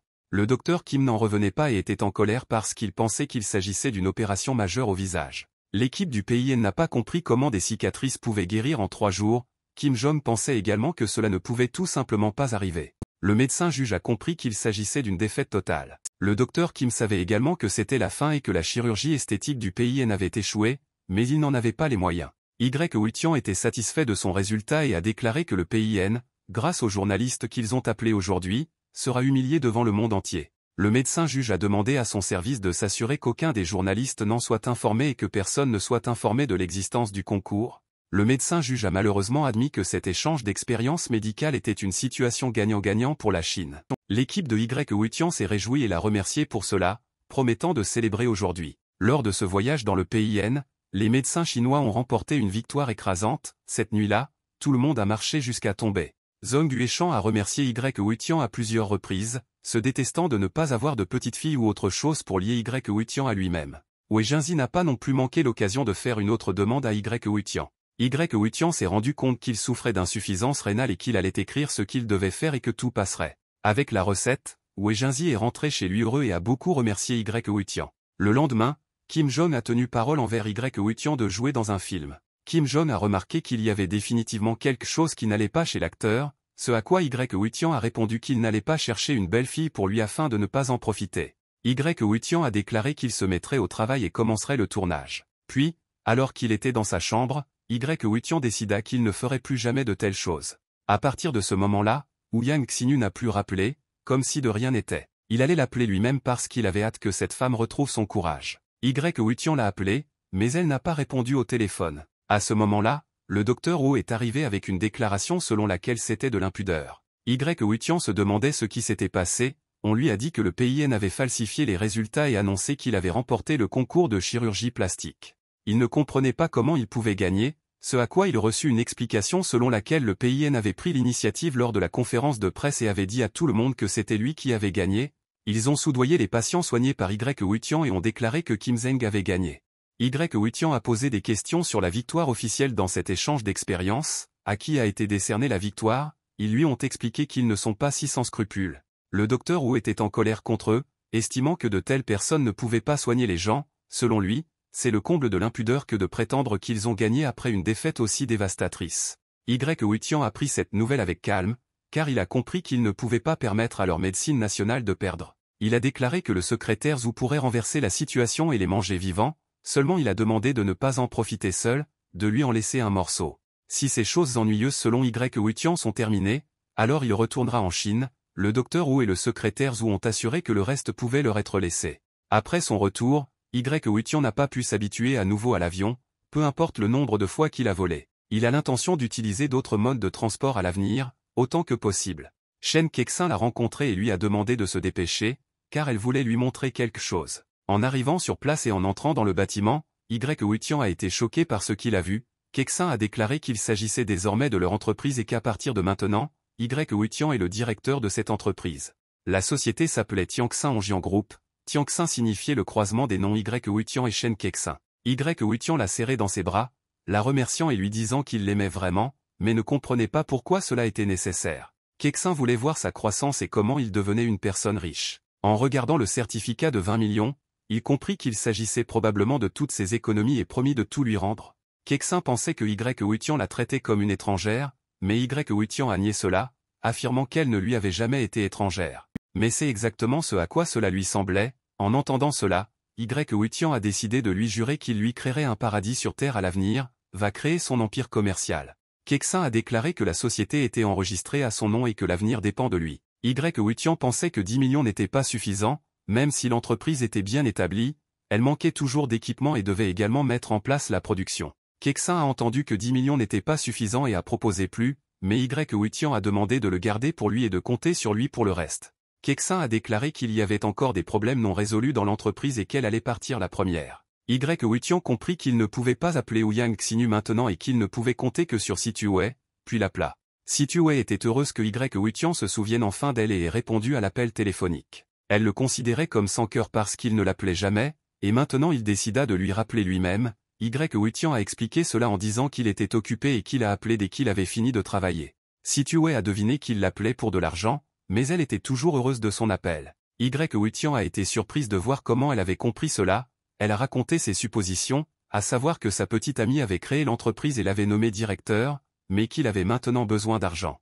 Y Huitian a compris qu'elle le connaissait très bien et lui a demandé ses conditions. Situé était prêt à investir 500 millions dans son entreprise pour seulement 1% des actions de l'entreprise. Y Huitian pensait qu'elle était une folle qui voulait le briser avec de l'argent. Y Huitian lui a dit d'oublier environ 500 millions, et même si c'était 1 milliard, elle ne recevrait toujours pas de pourcentage des actions. Il était sûr que dans l'avenir de l'entreprise, cet argent ne suffirait même pas pour une action. Situ Wei lui a demandé de proposer ses conditions s'il n'était pas d'accord avec les siennes, mais elle lui a assuré qu'il ne recevrait pas d'argent d'elle comme ça. Wutian a déclaré qu'à l'exception d'Ouyang Xinu et de son grand-père, il ne soignerait aucune des autres familles avant la fin de l'année. Situ Wei a promis que 200 millions seraient sur son compte demain. Ayant terminé la conversation, elle ne comprit pas ce qu'elle lui devait dans sa vie passée, car il l'utilisait pour ses propres intérêts. À côté du groupe Ouyang, lors de la réunion des directeurs, oncle Xinu lui a demandé si elle voulait lui dire quelque chose. Mais Xinu avait déjà tout dit et ne comprenait pas ce qu'il voulait entendre d'autre d'elle. L'oncle était en colère parce qu'elle avait perdu sa virginité avec lui. À son avis, elle a déshonoré la famille Ouyang et a également le courage d'agir avec autant d'arrogance. L'un des membres de la famille Ouyang a déclaré que la décision reviendrait à Zengren. Ouyang Xianju pensait que c'était une chance pour son père et qu'il ne devait pas la manquer. Zengren a déclaré que suite aux règles familiales, Xinu avait été temporairement suspendu de son travail. Xinu respectait les règles familiales, mais elle se demandait comment ils étaient tous au courant de son incident. Zengren a expliqué qu'il leur suffit d'avoir des oreilles pour tout savoir. Selon lui, cela a déjà été décidé. Xinu est toujours vice-présidente du groupe Ouyang et elle ira toujours travailler, mais elle n'a pas le droit de s'immiscer dans les affaires de l'entreprise. Ouyang Hao s'est levé de table et a déclaré qu'il protestait parce que Xinu avait apporté une grande contribution au développement de la famille. À son avis, c'est injuste pour elle. Ouyang Xianu ne comprenait pas ce que faisait son frère aîné et voulait qu'il ne le regrette pas, car il était toujours son frère aîné. Zengren a expliqué que le grand-père d'Ouyang Hao a créé ces règles et qu'ils n'ont pas le droit de les modifier. Il pensait qu'Ouyang Hao ne comprenait pas qu'il faisait tout cela pour leur bénéfice. Ouyang Hao a suggéré de retarder la punition de Xinu puisque grand-père était toujours dans le coma. Xinu ne comprenait pas pourquoi Ouyang Hao l'aidait, car il n'était pas particulièrement proche. Zengren a déclaré qu'il n'était pas clair quand grand-père se réveillerait et que s'il ne se taisait pas, il devait partir. Au bureau du groupe Ouyang, Xinu a été interrogé sur ce qui se passait et son père ne pouvait pas croire qu'elle faisait partie de ces femmes qui ne voyaient pas sa valeur. Xinu a expliqué qu'elle avait été piégée et que c'était un piège, mais qu'elle n'avait aucune preuve. Père était curieux de savoir ce que Wutian avait dit. Selon lui, il aurait dû s'en occuper en tant qu'homme et lui demander des explications. Xinu considérait Wutian comme une victime comme elle et elle ne voulait pas l'impliquer dans cela. Le père pensait qu'à cause de lui, elle était déshonorée et s'étonnait qu'elle ne veuille pas connaître son opinion sur cette question. Le père a quitté la pièce et Xinu est restée seule. Elle se demandait si Wutian savait tout, s'il l'aiderait. Elle pensait que cela ne servait à rien de l'appeler, car il n'y avait aucune relation entre eux. Ensuite, Ouyang Hao a appelé Wutian pour le rencontrer. Ils étaient assis à la même table et Hao voulait connaître son opinion selon laquelle Xinu avait été retiré des affaires de l'entreprise à cause de lui. Wutian croyait que l'aîné de la famille était également malade, car si une femme cessait d'être innocente avant le mariage, elle ne pouvait plus participer aux affaires familiales. Selon lui, elle a déjà violé les règles familiales. Hao a déclaré qu'il était le fils aîné et qu'il pouvait l'aider à retrouver son statut dans la famille et qu'il pouvait également résoudre le malentendu entre eux. Wutian s'est moqué de la proposition de Hao de l'aider parce qu'il ne se considérait pas stupide. Hao lui a proposé de l'aider non sans ses propres conditions. Wutian a dû lui rendre quelques-uns. Il a expliqué que Xinu avait apporté une énorme contribution aux affaires de la famille et que maintenant tout était ruiné à cause de Wutian, le pressant d'assumer ses responsabilités. Wutian pensait que dans cette situation, Hao ne pensait qu'à lui-même, malgré le fait qu'il ait dit qu'il voulait aider Xinu dans la situation actuelle. Ouyang Hao voulait que Wutian dise oui ou non, car à son avis, il n'avait pas le droit de le juger. Wutian a répondu que Xinu aiderait personnellement. C'est pourquoi Hao aurait pu oublier Shen Kexin, mais a quand même remercié Hao pour les informations fournies. En partant, Hao a dit que Wutian le regretterait. Wutian a essayé d'appeler à nouveau Ouyang Xinu, mais cela n'a servi à rien. Après avoir quitté le restaurant, il ne comprenait pas pourquoi elle ne répondait pas au téléphone et prévoyait de se rendre immédiatement au groupe Ouyang et de la retrouver. Xinu a reçu un message de Wutian, disant qu'il était au café à côté de son bureau et que si elle n'était pas là dans 5 minutes, il appellerait la police. Xinu a compris que tôt ou tard, cela devait arriver et qu'ils finiraient par se rencontrer. Assis à la même table, Wutian a déclaré que Hao lui avait tout dit. Xinu n'était pas surprise qu'il la protège, car à son avis, il utilisait cela comme un chantage pour amener Wutian à quitter Kexin. Wutian a confirmé sa théorie et lui a demandé si elle avait découvert qui était derrière tout cela, mais elle n'avait que de mauvaises nouvelles pour Wutian, à savoir que tout ce qui s'était passé cette nuit-là dans le pays était déjà dans l'actualité. Wutian a été surpris de la façon dont tout cela s'est déroulé. Xinu a déclaré qu'il existe de nombreuses versions et que la plupart des médias ont déclaré que Wutian était un violeur. Elle s'est excusée de l'avoir entraîné là-dedans. Wutian pensait que plus c'était pire pour elle, mieux c'était pour certaines personnes, et à son avis, elle aurait dû le savoir. Il craignait que de nombreux membres de la famille Ouyang soient satisfaits de la situation actuelle.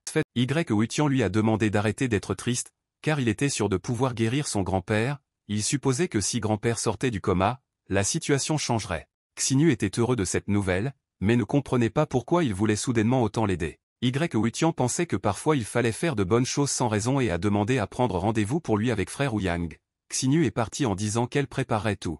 Il comprenait que si la cible était uniquement Xinyu, alors la famille Ouyang ferait tout elle-même, elle n'aurait pas besoin de tout exposer au public, car cela ne ferait que déshonorer sa famille.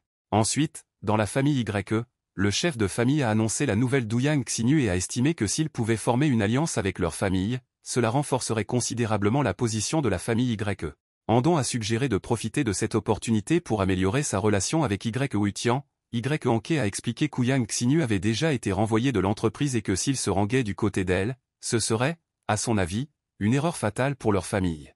Le chef de famille a fixé l'heure dans son emploi du temps car il allait rencontrer Wutian en personne. Andong a été surpris par cette décision et a promis de préparer tout le nécessaire dans les plus brefs délais. Anke a expliqué que Wutian est trop hostile à leur famille, et même si le chef de famille s'en va, il ne pourra toujours pas s'en sortir. Le chef de famille a déclaré que même s'il le déteste, il reste son grand-père. Anke, Andong et le chef de la famille attendaient Wutian et se tenaient près de la porte. Andong n'a pas compris ce qui se passait, parce que Wutian détestait la famille mais il est venu rencontrer l'aîné de la famille, il supposait que Wutian retournerait effectivement dans leur famille. L'aîné se demanda comment Andong avait persuadé Wutian de venir. Andong a expliqué qu'il n'avait rien fait, mais a seulement dit que son grand-père voulait lui parler et que Wutian a accepté de venir. Ensuite, dans la villa de la famille l'aîné et Wutian étaient assis ensemble, l'aîné se demandait comment il allait et s'il voulait dire quelque chose à son grand-père. Wutian a reconnu qu'il était toujours son grand-père, mais lui a demandé de ne pas attendre qu'il commence à lui dire quelque chose, car à son avis, l'aîné n'en était pas digne. L'aîné fut choqué par l'impudence de Wutian, mais il lui demanda de ne pas s'inquiéter à son âge et de ne pas penser que Wutian avait peur de sa colère. L'aîné a décidé de mettre l'affaire de côté et a décidé d'aller droit au but, lui demandant où il avait acquis ses compétences médicales. Wutian a répondu grossièrement que cela ne le regardait pas et lui a demandé d'arrêter de jouer à la famille puisqu'il ne reviendrait pas dans la famille YE. Mais de l'avis de l'aîné, il n'en restait pas moins que Wutian était toujours son petit-fils. Il a également déclaré qu'il connaissait Wutian et Ouyang Xinyu et qu'il devrait prendre soin d'elle, car c'est une bonne fille. Wutian s'est mis en colère et a réitéré sa demande de ne pas s'immiscer dans sa vie. Il a rappelé que lorsque l'aîné l'avait expulsé de la maison, il ne se souvenait pas qu'il était son petit-fils. Il espérait que l'aîné ne pensait pas avoir accepté de le rencontrer et décidait immédiatement de retourner dans la famille. Wutian a déclaré qu'il ne reviendrait dans la famille que lorsqu'elle lui appartiendrait. Il promit que le moment venu, il les jetterait tous à la poubelle, y compris l'aîné. En disant que ce jour viendrait bientôt, Wutian est parti. Andong est entré et a demandé à son père ce qui s'était passé. L'aîné a expliqué que Wutian était très hostile à leur égard et n'acceptait pas de retourner dans la famille. L'aîné croyait que Andong était obligé de le persuader de retourner dans la famille. Andong allait trouver quelque chose, car maintenant la situation dans la famille ne convient plus à Wutian. Wutian est parti insatisfait lorsque l'aîné a commencé à lui parler uniquement pour découvrir ses compétences médicales et Ouyang Xinyu. Il comprit que Wutian ne se souciait de rien d'autre que d'utiliser Wutian comme pion.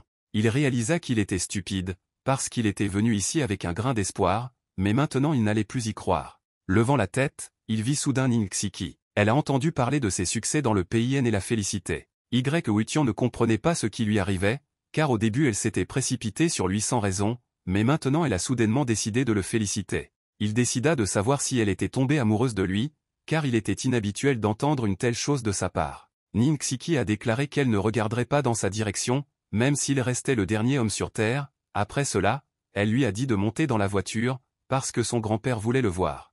Plus loin à la résidence Ning, le grand-père a demandé à sa petite-fille si elle s'était encore disputée avec Wutian. Wutian a répondu que tout allait bien, c'était juste que Ning Xiki, à son avis, n'appréciait pas l'attention qui lui était accordée et a demandé au grand-père de Ning la raison de la réunion. Grand-père a demandé à Ning Xiki d'y aller, et lui et Wutian devraient discuter de quelque chose. Après son départ, grand-père a dit que le médicament dont ils avaient parlé lors de leur dernière réunion avait réussi le test. Selon lui, de très hauts responsables s'intéressent à lui et souhaitent racheter ses parts dans l'entreprise. Wutian se demandait combien ils offraient, mais lorsqu'il entendit le prix de 100 millions, il fut choqué, puisque Situé était prêt à payer 500 millions pour 1% de sa part et fut refusé. Grand-père a demandé à traiter cela comme de la charité, mais Wutian ne savait pas qui lui fournirait la charité dans ce cas. Wutian lui a demandé de leur transmettre sa réponse négative. Grand-père a expliqué que ce ne sont pas les personnes avec lesquelles vous devriez gâcher les relations et vous a demandé d'y réfléchir à nouveau sans émotions inutiles. Wutian a compris que grand-père était un homme forcé dans cette affaire et a suivi les instructions, mais il lui a demandé de juger par lui-même qu'il ne pouvait pas accepter une telle injustice. Grand-père lui-même ne savait pas à quoi pensaient les autorités en proposant un prix aussi manifestement malhonnête. Wutian lui a également demandé de transmettre que personne au monde ne pouvait percer le secret de sa formule. À la maison, Wutian n'était pas satisfait des intrigues et des complots continus autour de lui. Il pensait qu'il serait plus facile de promouvoir son entreprise sans eux, tout seul. Kexin se demandait ce qui s'était passé et si quelqu'un lui mettait encore des bâtons dans les roues. Wutian a demandé de ne pas s'inquiéter, car il avait tout sous contrôle et a simplement demandé d'acheter des matières premières selon la liste qu'il avait donnée. Selon lui, il ne leur fallait ni plus ni moins.